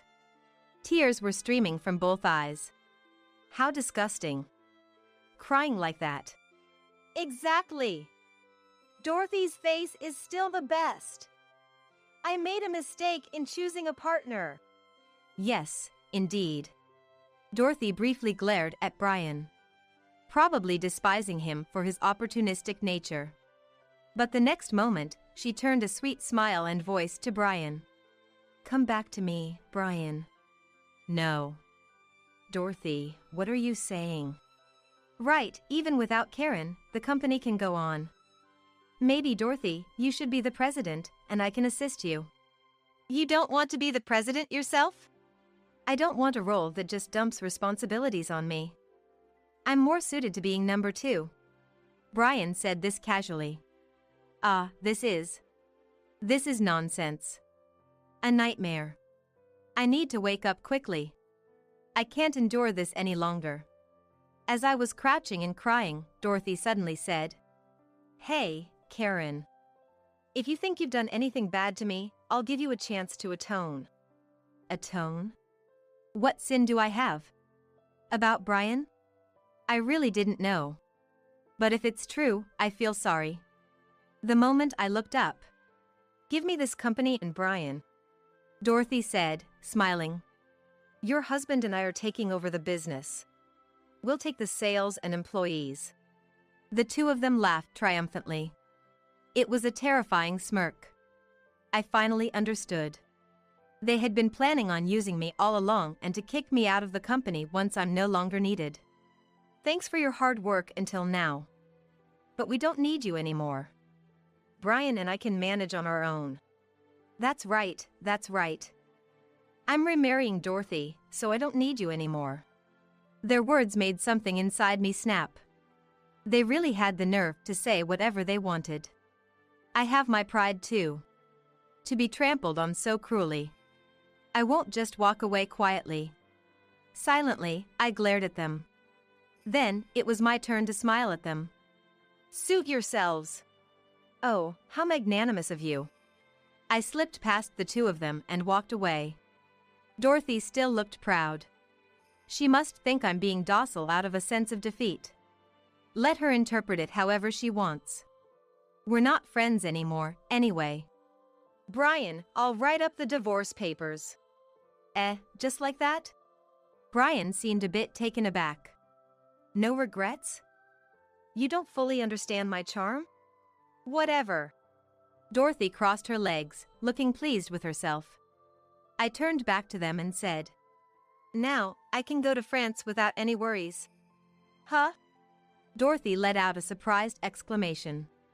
France? What's that about? I got a job offer from a company there. I was turning it down because I was responsible for our company. But I guess that doesn't matter anymore. Yeah. Go wherever you want. After saying that, Dorothy added in a lower voice. What company is it, may I ask? It is. I gave them the name. It was a globally renowned corporation that even children would know in this era. Dorothy's voice and expression grew frantic. Why are you being scouted and not me? I didn't get any offers. Neither did I. Brian added, looking puzzled. Brian, you're just a freebie. Dorothy bluntly stated. Seriously? Brian looked dejected, but in reality, Dorothy and I were the ones who started the business. Brian was more like an assistant, or something like that. He was always like a little chick following behind. Even for Brian, it seems, was upset by Dorothy's manner of speaking. Dorothy, you weren't invited either. That's right. Karen and I were a team. We've been through everything together, so why is it that Karen is the only one getting attention from big companies? I should mention. I said, exasperated. Dorothy might have been doing the publicity and noticeable work, but the important, behind-the-scenes work? That was all me. Like sending emails to clients, for example. Dorothy couldn't be bothered, but I made sure to send a thank you email to every customer. Partly hoping they would use our services again, but mostly because I was happy they chose our company. I kept sending emails, expressing my gratitude. Then, one day, one of the clients replied. Their grandchild works for the company we just mentioned, and they talked about my work. That led to them wanting to meet me. Come to think of it, you went to France alone last month. Brian said, suddenly realizing. Why didn't you tell me sooner? Well, I thought it was just a trip. Brian seemed to be making excuses. Dorothy looked furious. Until just now, she thought she had one. But again, it turned out to be my victory. That's why I'm going to France. I waved my hand and left the office. I heard Dorothy's screams, but I could care less. After signing the divorce papers as agreed, I arranged for a moving company. Oh, right. I came up with an idea. I called another company on my mobile phone. Hello. I'd like to sell all the furniture in my house. I'm used to negotiating. I wrapped up the conversation efficiently. Then, there was a noise at the door. Brian had returned. Hey, Karen. What is it? This house, you bought it, but if you're going to France, you won't need it, right? So, it's fine. I've already arranged to sell the furniture and the house, I said cheerfully. Brian screamed. Why would you do such a thing? Where am I supposed to live from tomorrow? Go stay with Dorothy, I said bluntly. I was a bit surprised by my own words. I realized I had no feelings left for Brian. You're not selling the company too, are you? That's impossible. Dorothy, my co-owner, would need to agree. Right. Brian nodded, relieved. From tomorrow, Dorothy will be running the company alone. Be careful. Dorothy doesn't do anything troublesome. Your threat won't work on me. I'm just warning you, I said and went to the kitchen. I'll make dinner. What? Until the divorce is finalized, we are still married. And I have no intention of shirking my duties as a wife. I've always made meals every day. No matter how busy, I never neglected my household duties. That was my pride. Though today would be the last time I'd cook for Brian. Well, then. Tonight's dinner is beef stew. I splurged a little on some good meat this time. I sautéed it with onions and butter, carefully. With tomato salad and juice, tonight's dinner was ready. We ate facing each other. There was hardly any conversation. But the words Brian said strangely stayed with me. This is the last time I'll eat your cooking, Karen. Did you like it? It was okay. Brian, ever childish, never praised my cooking until the end. Yet, I was content. I had remained a good wife till the end. The next day, after confirming the divorce papers were processed, I headed to the office. There was a buzz of activity inside. As I entered, one of the employees approached me. Karen, is it true you're being forced out of the company? It's true. I explained again that I was leaving the company and heading to France alone. A murmur spread among the employees. Karen is amazing, as expected. Karen, we can't run the company without you. I'm quitting this company. Don't say that. I tried to calm them. But, except for one, they all insisted on quitting. I'll stay. Of course, it was Jennifer who said that. The youngest employee looked at Jennifer accusingly. I stopped them just as they were about to speak. Instead, I spoke. Jennifer. Yes? Her reply was curt, as I had grown accustomed to. In fact, thinking I wouldn't hear her voice again made me somewhat sad. Dorothy is flashy and loves attention. Brian is indecisive and rarely takes initiative. Please take care of those two. That's what I was planning to. Jennifer glanced at me and nodded. As if she had figured it out all along. Even if I'm the only employee left, I will support them. I'm not like the other ungrateful employees. What did you say? Stop. I held them back while looking around the office. I had done well to grow the company this far. What would become of it now, losing all employees except Jennifer? I wouldn't be there to see it anyways. Karen! What are you doing in our company? Dorothy's voice rang out. This place was no longer mine. Her footsteps were my cue to leave the office. Next, I headed to a restaurant arranged by the client. And their grandchild waiting for me. We parted with smiles. But I didn't take up their offer. I still had things to do in Japan. What do you think you're doing? Dorothy barged into my office while I was working. I looked at her face while sitting. What? Karen, weren't you going to France? Why are you starting a business in America? That's right. In the end, I didn't go to France. Instead, I decided to start over in America. The reason was simple. How could I leave the employees who admire me in a difficult situation? So, you poach our employees and then act like it's nothing. I didn't poach anyone. They came to me because they couldn't work under you, Dorothy. As they declared, all employees except Jennifer quit Dorothy's company. I couldn't just abandon them and go to France alone.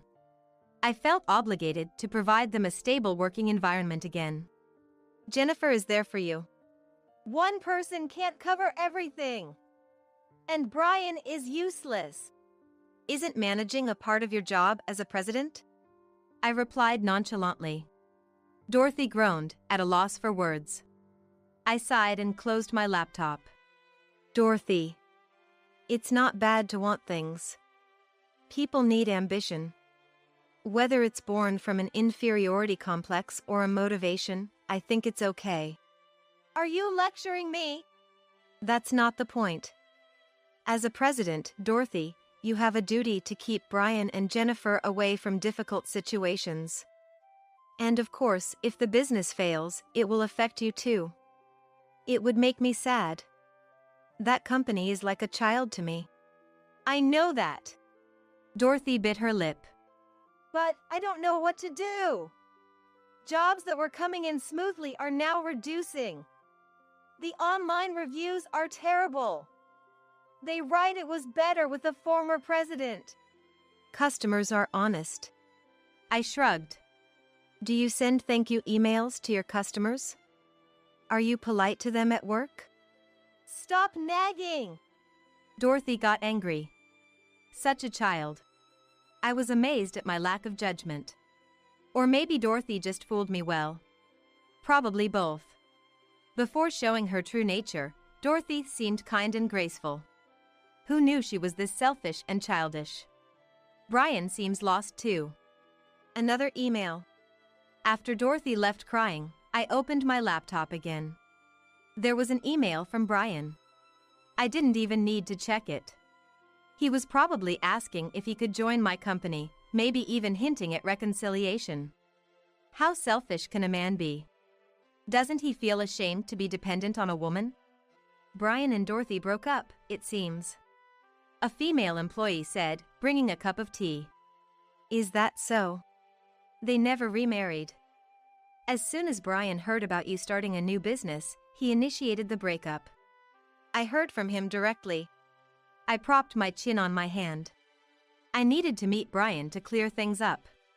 That weekend, I called Brian to a cafe near the company. He looked happy and was overly considerate. It's been a while. How have you been? Yes, well. If only you and Dorothy in front of me could get it together, I'd feel more at ease. But Brian's attitude suggested that was unlikely. The food tastes better when I'm looking at your face, Karen. Oh, but the food you cooked was even better. Is that so? Even though he never once praised my cooking while we were married. I checked my watch and said shortly, I have no intention of remarrying you, nor hiring you at my company. Don't say that. For the sake of our past as a couple. We're no longer a couple. I dismissed Brian's wishful thinking. Well then, I'll be going. Wait! If you persist, I might have to consult a lawyer. What? At the mention of a lawyer, Brian looked frightened. Good. Cowardly Brian wouldn't have the nerve to bother me further. I paid for my share and decided to return to the office. Brian, holding his wallet, shouted, You called me here and you want to split the bills? Are you offering to pay the full amount? Leaving a groaning Brian behind, I left the cafe. Unfortunately, the company Dorothy ran went under. Her reviews and her attitude drove customers away. It's a pity for Jennifer, who lost her job, but it couldn't be helped.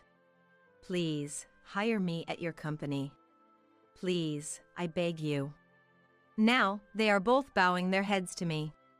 After all their arrogance towards me, what could you possibly say to me? Please leave. I said very politely, yet distantly. There's no place for you here. It's because you started a rival company. Dorothy exposed her true self again. Brian was shocked, but Dorothy kept shouting. I know all our customers went to your place. I didn't lead them there. I spoke in a soothing tone. Both the employees and the customers made their choices on their own. Do you think I alone could influence so many people? Dorothy knew the truth deep down. What was right and what was wrong. The mistake of driving me out of the company. Her failure to take her duty as president seriously. It all comes down to one thing: people's trust. Now, both of you, please leave. If you continue to make a scene, I'll have to call the police. No way! Brian cried out in pain, while Dorothy cradled her head and crouched down. Leaving those two behind, I returned to my work. There are customers and employees waiting for me. I can't afford to stop. Anthony. That's the name of the person who introduced me to the large corporation. He works there himself and has started contacting me regularly since then. I enjoy talking to him a lot. Informative, and his choice of words is laced with humor. I'm glad I got to know you, Karen. He wrote in one of his emails, in a heartfelt tone. It's been a while since I've had a Japanese friend, being abroad. Friend. That word pained my heart. I was betrayed by those I thought were my closest friends. But I emerged victorious. I'm not weak enough to be outdone and left behind. That incident made me realize my strength. After some hesitation, I replied, I'm also glad to have met you, Anthony. If you ever come back to America, let me know. I'd be happy to have a meal together. I still can't use the word friend. It's not Anthony, but the word friend I'm wary of. Yet, I'm confident that soon I can call Anthony a friend. I can't be rude to someone who opens their heart to me, especially when I'm starting to trust Anthony. Speaking of trust, the same goes for my employees. I am still grateful to them for believing in me and following me. Karen. Yes, yes. Responding to the puppyish call, I stand up from my chair, feeling myself naturally giving a smile on my face. A wife who neglects her housework is not needed in this house, right? Such a useless woman does not deserve to be my son's wife. Leave this house! Chloe, my mother-in-law, said this to me, and with a smile, I replied, Understood. I left the house and went back to my parents' home. Probably Chloe will storm into my parents' home. I don't know what will happen to me from now on. I am Sophia, a 25-year-old housewife. I married Timothy last year and have been living a smooth life. Except for one thing, Chloe's presence makes our newlywed life less peaceful. Chloe is a son-obsessed, clingy mother. Especially since Timothy is an only child. We live at a medium distance and meet only a few times a year. Whenever I see Chloe, she annoyingly checks whether I am taking good care of Timothy. Last time we met, you're taking care of Timothy properly, right? Listen, Timothy loves meat and hates fish. You remember that, right? I remember you said during our first meeting that your favorite dish to cook is fish stew. If you're serving Timothy the same thing, I won't let it slide. She said. Chloe seems desperate to make sure I am doing my household duties and making meals that Timothy enjoys. Timothy loves the fish stew I make, and we have never had any trouble with meals. I can let it go, but she looked at my clothes, saying, You're dressed so inappropriately. When standing beside Timothy, you should dress to match him. A short skirt? How vulgar. Are you trying to tempt other men? I was utterly baffled. My skirt was knee-length and quite modest. Timothy has a simple style, and my outfit that day matched his. It seemed Chloe didn't want me to outshine Timothy. When you two are together, everyone's eyes go to Sophia.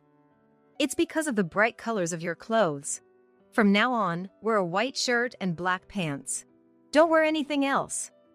Chloe, beaming as if she had a great idea, got a wry smile from me. Thankfully, Timothy stood up for me. What are you talking about, Mom? I think Sophia is cute no matter what she wears, and she should wear what she likes. Stop hassling her with your weird demands. Saying. Chloe often comes up with these nonsensical requests. On the other hand, my father-in-law is harmless but doesn't contribute positively either. He always seems preoccupied, either reading the newspaper or watching news on TV, never joining in our conversations. He turned a blind eye to whatever Chloe said to me, right in front of him. I've tried to talk to him several times since getting married. But because he shows no interest in chatting, the conversation dies down quickly. Honestly, visiting my in-laws has always been a burdensome event for me. Then one day, I started feeling unwell and couldn't manage the household chores. I thought my headache and slight fever would pass, but Timothy was worried and decided we should visit a doctor the next day. It was a Saturday, and Timothy had the day off. Our usual clinic was only open in the morning on Saturdays. The doctor asked if I could be pregnant, and I remembered my period was late. "Maybe I am pregnant," I said, and took a pregnancy test right there. The result was positive. We immediately visited a nearby gynecologist, and it was confirmed I was pregnant. Timothy and I were overjoyed. Especially Timothy, with tears streaming down his face. "Sophia, thank you." He kept thanking me over and over again. But when we reported the pregnancy to our parents, Chloe showed up at our house carrying a huge bag. I was suffering from severe morning sickness and was holed up in the bathroom, unable to come out. As the doorbell was repeatedly rung, I hurried out of the bathroom to answer it, and there was Chloe. "Chloe? You were trying to pretend you weren't home, weren't you?" "No, I was just in the bathroom." "I don't care, just let me in." I staggered to the door and opened it. Chloe was holding a large Boston bag, and I had a bad feeling. "We're going to live together until the baby grows up." I was stunned by Chloe's sudden words. I couldn't just leave her at the entrance, so I let her into the house. "I'll make some coffee," I said, and headed to the kitchen, and called Timothy while waiting for the water to boil. It was a weekday afternoon, and Timothy was at work as usual. I was worried if he would answer, but he did after a few rings. "Sophia? Is something wrong?" "Hey, Chloe came over. She's carrying a big bag. Do you know anything?" "Eh? I haven't heard anything. But she said she would come by soon. I never thought she'd come when I'm not home." "I see.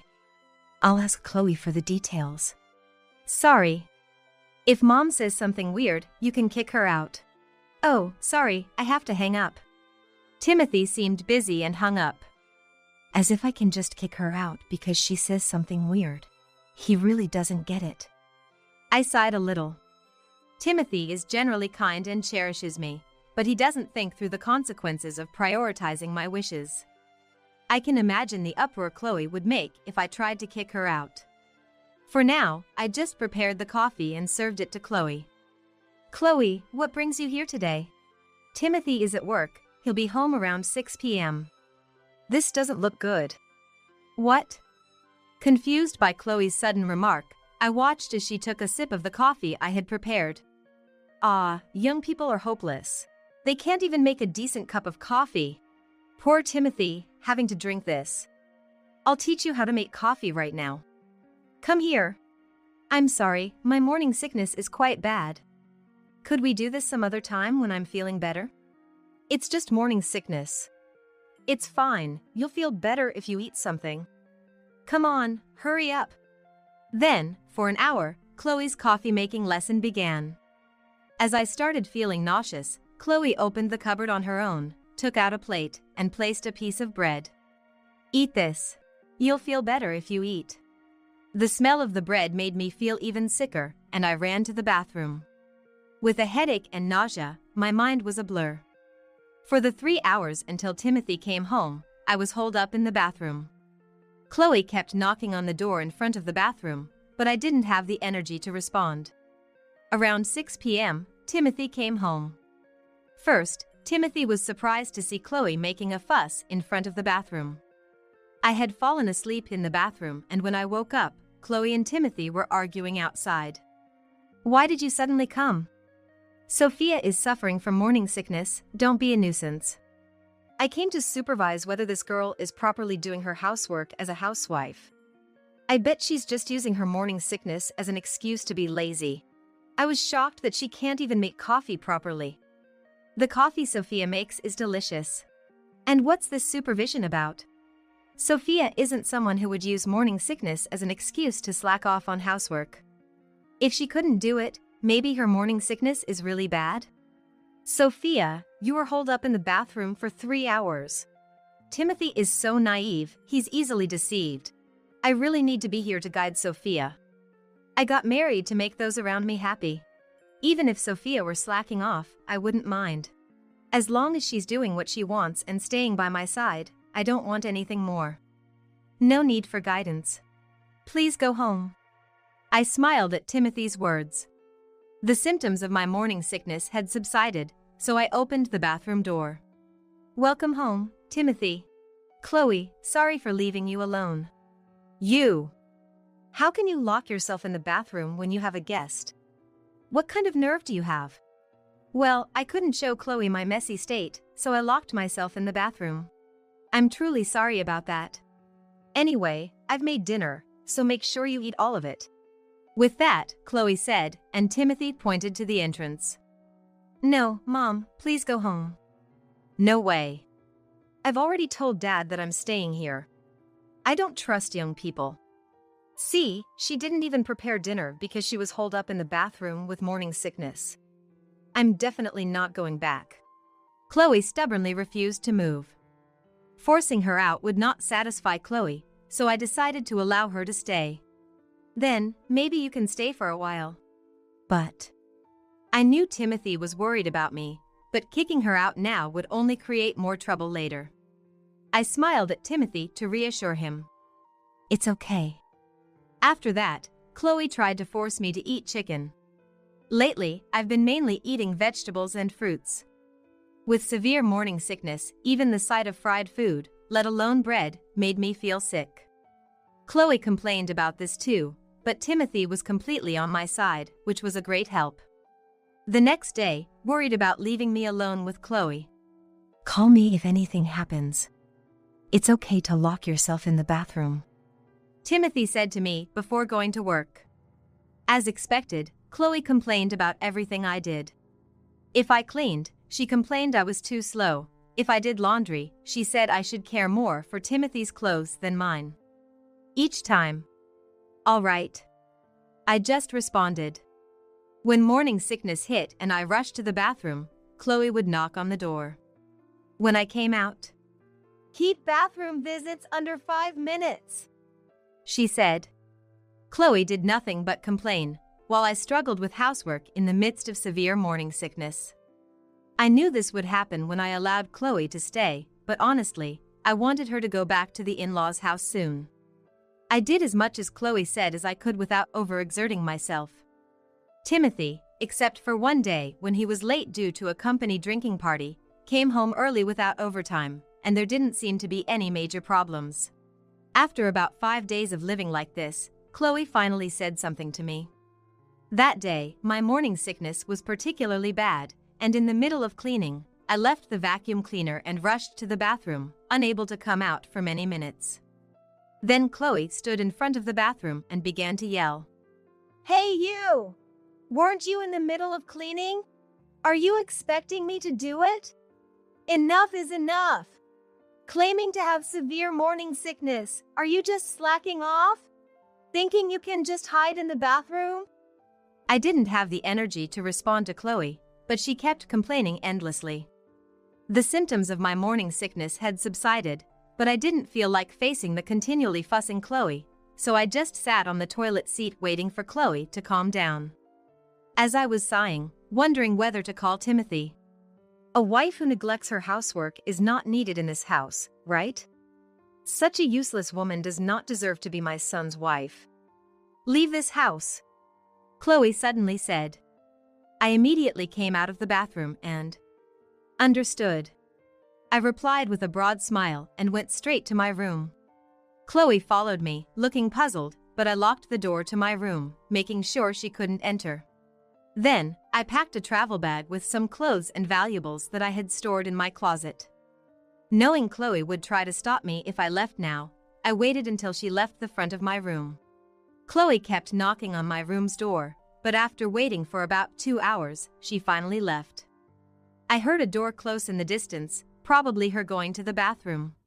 I grabbed my bag and immediately left the house, getting a taxi to my parents' home.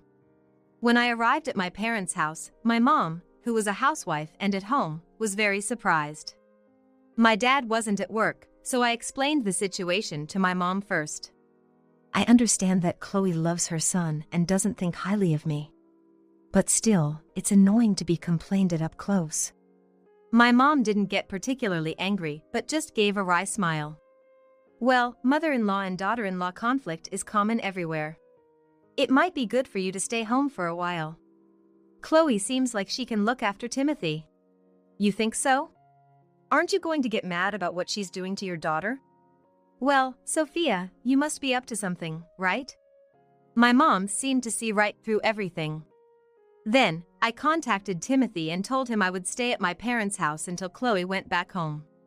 Timothy also felt it was safer that way, and I relaxed at my parents' house for the first time in a long time. The next day, as expected, Chloe came to my parents' house. When I opened the door and showed my face, Chloe turned red and started making a fuss. Why are you back at your parents' house? Hurry back and make Timothy's dinner. It's a failure as a wife to go to such lengths to avoid housework. But I replied with a smile. Eh? I just did what you told me to, right? You said to leave, didn't you? Are you saying I should have slept outside instead of going back to my parents' house? What's with this girl? So irritating. I didn't really mean for you to leave. I'm just saying you should do your housework properly. I was doing my housework as you told me to. I don't understand why I have to do it quickly, but the quality of my housework doesn't change just because I went to the bathroom in the middle. Then Chloe's eyes narrowed in anger. Don't talk nonsense. When I was pregnant, I didn't go to the bathroom so much. Eating makes the nausea go away. Despite that, you don't listen. Then, from behind me, Mom came. With a troubled look, Mom gently spoke to Chloe. Chloe, you had a different symptom, didn't you?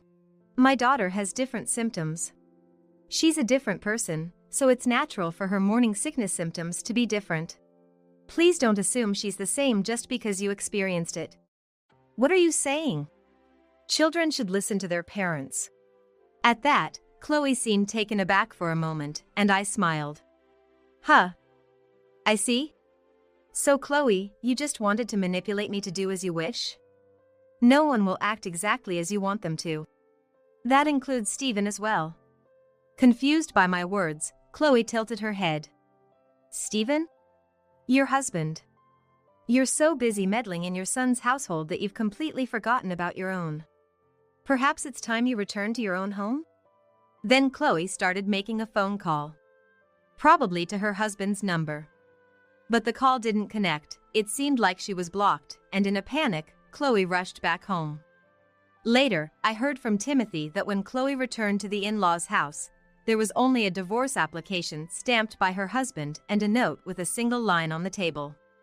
The note apparently said that he would take all the retirement pay as the distribution of property, and everything else would be left to her. Chloe tried contacting her husband at his workplace, but he had already retired, and his whereabouts became unknown. But in reality, he hasn't retired from his job yet. He was staying for a month for handover and had asked the company to tell Chloe that he had retired if she called. Actually, Timothy and I knew where he was. He was staying in a business hotel and planning to live with a relative in a distant region after retirement. We were supposed to inform him when Chloe filed for divorce, and he said he wanted to start a new life then. About a week ago, when Chloe came to my house and it got late, I called him. Chloe is at our house, are you okay, Stephen? Aren't you lonely by yourself?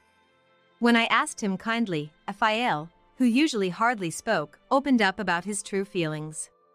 Maybe because it was over the phone and not face-to-face, he could speak without stress. Sophia, you're the only one who worries about someone like me. My wife has always treated me like an ATM, never as a husband. When Timothy was young, if I tried to play with him, she'd say, "Don't touch him, you're dirty, stay away." Maybe that's why Timothy became unsure how to interact with me. I've always been timid and lived a rather dull life under my wife's thumb. You're right, I've always been lonely. At that moment, I thought I could use Fael to drive Chloe away. There would still be interactions with Chloe in the future. If I forced her out now, I could be endlessly complained at. In the worst case, if Chloe persuaded Fael to leave their house and said they had nowhere to go, they might both end up at our house, making it difficult for us to refuse. I discussed it with Timothy, and he had been aware since he was young that his parents were a sham couple and wanted to do something about it. I had Timothy pretend to be working overtime and visit the in-laws' house to have a heart-to-heart talk with Fael. Fael then confessed to Timothy that he wanted a divorce from Chloe. So, we decided to have Fael proceed with the preparations for the divorce. I had been waiting for the right moment when Chloe would seriously listen to me. I thought she might calm down a bit in a place away from her own territory, like my parents' house, and thankfully, it worked better than expected. Faced with her own issues, Chloe quickly returned to the in-laws' house, so I decided to go back to my house too. Timothy and I then persuaded Chloe.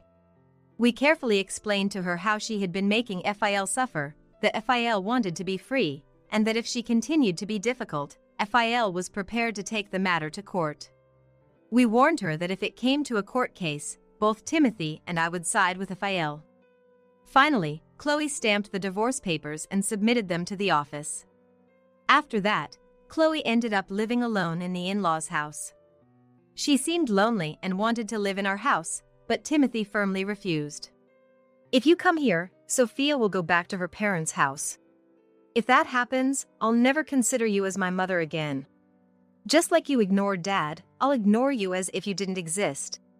With Timothy's firm statement, Chloe, dejected, went back to the in-laws' house. I feel fortunate to have such a reliable husband. As for Fael, as soon as Timothy informed him about the finalized divorce, he immediately moved out of the relative's house and into a small apartment. He got a job in the same field as before his retirement.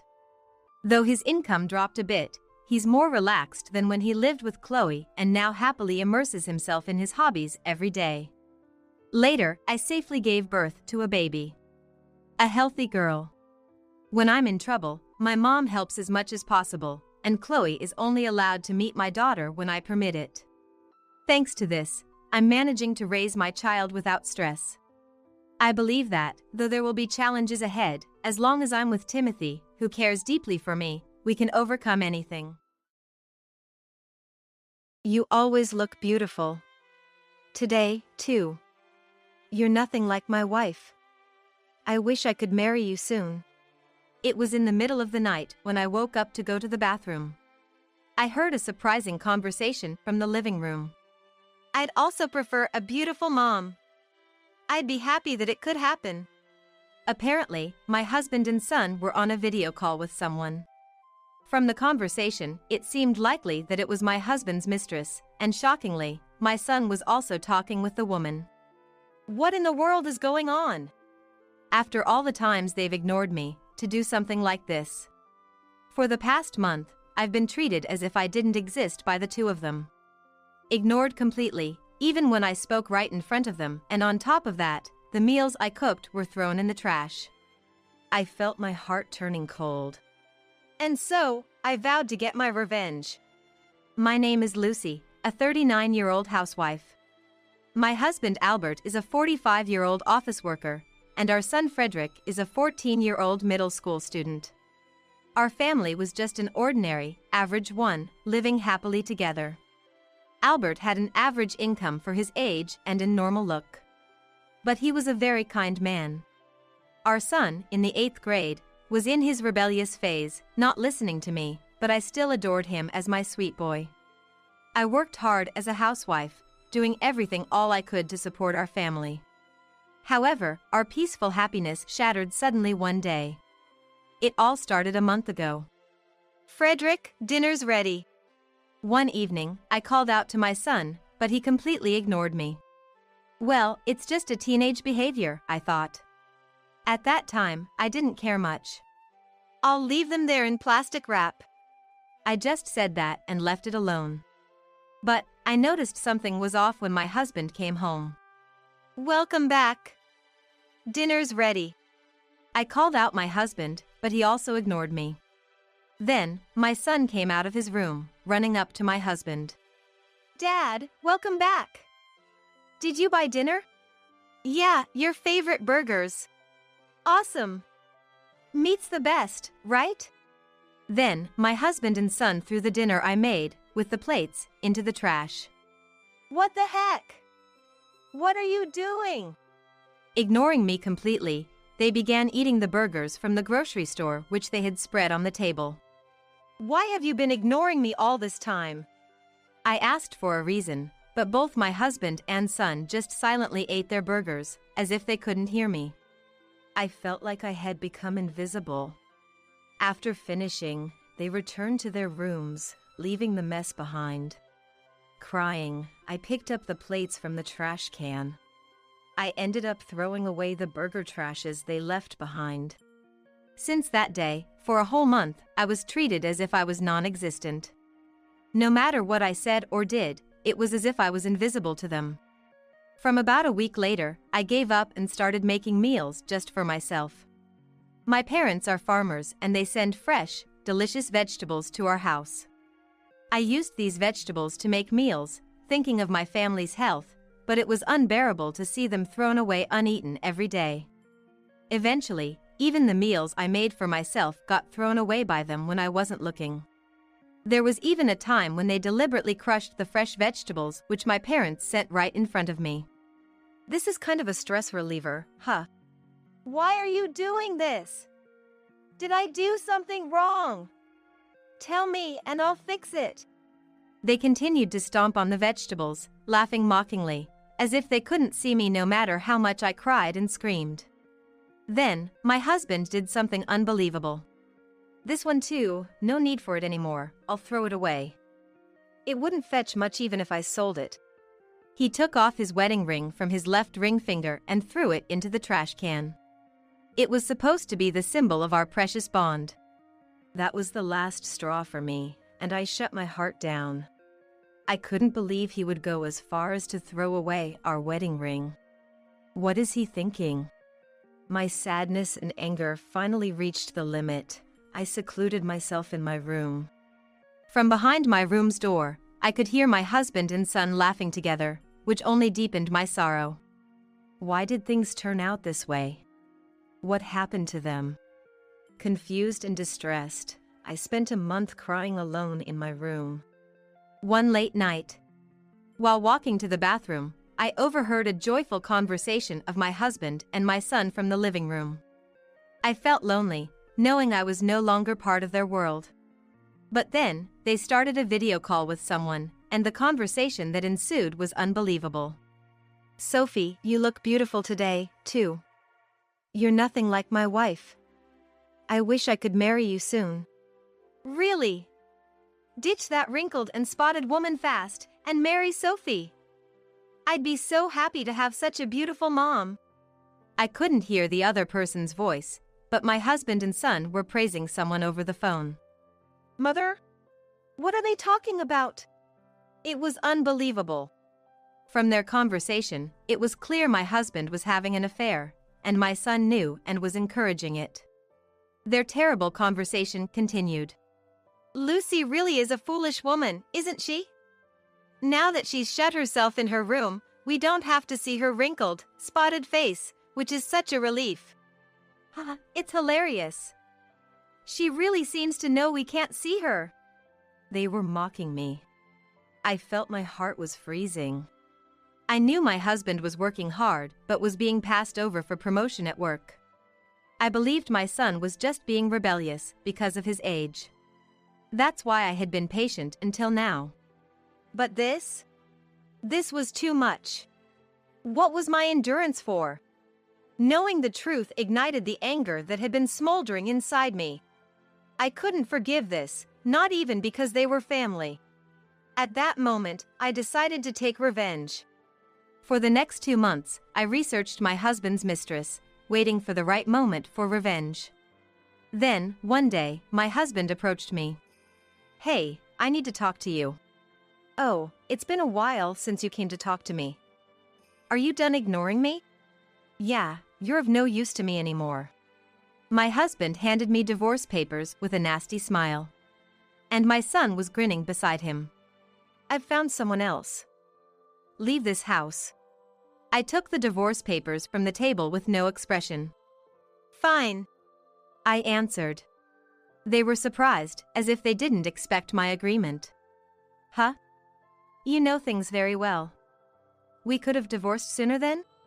I had a feeling it would come to this. I already packed. I'll leave tomorrow morning. Oh, okay. Anything else you want to say? What do you want me to say? Beg you not to throw me away? No, just sign the divorce papers. My husband seemed a bit let down, but I didn't care and signed the papers, returning them to him. They probably didn't expect that things wouldn't go so smoothly. They looked at each other, but then laughed, as if it was fine as long as I agreed to the divorce. I wonder how long their smug smiles will last. They had no idea that hell was waiting for them after this. The only one who knew it at this point was me. I was laughing inside myself. The next day, I packed my bags and decided to go back to my parents' house. Then, thank you for everything up to now. You really don't regret it? I can reconsider if you want. Why? You're the one who wanted a divorce, right? Did you think I'd be crying and begging you to stay? What did you say? Dad, it's fine. We won't be troubled without a woman like her. That's true. She's a woman who no longer matters to us. My husband seemed to have mixed feelings about me agreeing so easily to the divorce. But that was no longer of my business. The husband I loved had already changed. The husband I knew before would never have treated me like I didn't exist or laughed in such an unpleasant way. I felt the last 15 years of our marriage were in vain. Goodbye. Please take care. What happens to them after this has nothing to do with me. After all, my husband himself said that I no longer mattered to them. Upon my return to my parents' home, they welcomed me warmly. Dad, Mom, I'm sorry. The vegetables you sent were either thrown away or trampled on by my husband and son, and they all went to waste. I truly felt sorry for not being able to appreciate my parents' kindness. Wasting food brings punishment. I've seen plenty of people like them suffering. My father was concerned about the scars of my heart. Feeling the warmth of my parents after a long time, I couldn't stop my tears. Meanwhile, the hell for my ex-husband and son was just beginning. Within a week of our divorce and returning to my parents' house, my ex-husband and son came rushing to our doorstep. The moment they saw my face as I opened the door, they started making a scene. Lucy, help us! We were deceived! That's what I told you, Dad. It was suspicious. No, you never said that. You were happy about getting a beautiful mother instead of Lucy. Hearing their ugly quarrel, I managed to keep from laughing and responded calmly. What? You just realized? Shouldn't it have been obvious? You're really foolish. You knew about it? Of course. Sophie, right? There's no way a woman that beautiful would be interested in a man like you. My ex-husband gasped in surprise. Sophie was my husband's mistress. He was quite shocked that I knew what Sophie looked like. Actually, after hearing their conversation in the living room, I sneaked out of my room while they were sleeping and checked my ex-husband's phone, which was charging in the living room. The phone was locked, probably as a precaution, but I knew he used his birthday as the password, so it was easy to open. I was astounded by his lack of security awareness and how he underestimated me, thinking I wouldn't know his birthday. Well, anyways, I opened his text messages and found a lot of exchanges between him and Sophie, like a couple in love. Just thinking about it now makes me nauseous. But Sophie's profile picture was too beautiful to be true. She has exotic features on her face, so beautiful that she could be an idol or a celebrity. No, it was definitely suspicious. There was no reason for such a beautiful woman to be attracted to an average man like him. So, I did an image search with Sophie's photo. Nowadays, you can search the internet using photos, not just keywords. That's when a shocking truth came to light. That Sophie, she's actually a middle-aged man, just like you. There was a warning posted on the internet about a marriage scam artist. Just to be sure, I asked a police officer friend from my school days, and it turned out to be true. Even a famous manga artist got caught in this kind of scam and lost $750,000. No way! I did a video call with her. It was definitely that beautiful woman. My husband was desperately trying to deny it, seemingly unwilling to believe. My son, too, was dumbfounded, thinking it couldn't be a scam. But suddenly, we couldn't get in touch anymore just as we were about to get married. She ran off with our money. Oh, you donated quite a lot, didn't you? I believed that beautiful woman was going to be my mom. We even talked through video calls. But nowadays, even in video calls, with software, a man can pretend to be a woman. Did you know? These days, gender transformation tools can change one's gender and appearance in calls, making them look like a completely different person. The voice can be easily altered from male to female, and the facial expressions change during the conversation, so it's hard to tell it's fake. It's truly a terrifying era. No way! My Sophie is a middle-aged man? When I saw Sophie's real face on the internet, I laughed so hard at the difference. Horrible, Mom! You knew and still abandoned us? I lost my savings too. Horrible? Have you already forgotten what you have done to me? Listening to them act as if they were the victims, all I could do was shaking my head. Ignoring me as if I didn't exist, not responding when I spoke to you, throwing away the meals I made. At the end, you chose to divorce. You were the ones who went away first. Never call me Mom again. What? You're still mad? I'm sorry, let's make up. We're family, right? We're strangers now. So I don't care. This is the end you chose. Take responsibility for your own choices. When I rejected them, my son begged even more. Don't say that. I'm your son, right? Help me, at least. What? That's not fair, Frederick. Trying to save yourself? It's Dad's fault for being tricked in the first place. There's a good investment, we'll share the profits, how could you not suspect that? You were happy to become rich and handed over all your savings too. I was tired of hearing their endless and unpleasant bickering. Our family was destroyed by a single scam artist. If my ex-husband hadn't cheated, maybe we would still be a happy family now. But it's too late. It's a waste of time. Can you leave? As I tried to close the front door, my ex-husband begged me. Wait! Please, let's start over. Your parents are farmers, right? So even if we have no money, we won't starve. Are you saying you want to reconcile with me for food? No, it's not like that. I need you. I know it's too late, but forgive me. I won't do it again. His obvious excuses only made me sigh. Such men will surely repeat the same mistakes. I decided to put an end to it. Wasting food brings punishment. I've seen many like you suffering. What are you talking about all of a sudden? It's my parents' teaching. You threw away the vegetables they lovingly grew without even eating them. Understand? I'm angry. I will never forgive you.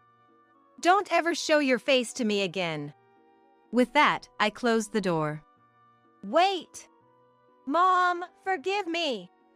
They kept making a scene at the front door, causing a neighborhood disturbance, so I called the police to take them away. Later, I heard that my ex-husband lost all his money and was fired for embezzling company funds. My son dropped out of high school and is working, but he can't find a good job. The marriage scam artist was recently arrested, according to the news. He was a middle-aged man, nothing like the beautiful woman, and many men were deceived on social media. As for me, I'm helping out on my parents' farm, living a stress-free and healthy life. I'm soon going to be introduced to a man of my age who's also a farmer in the same area.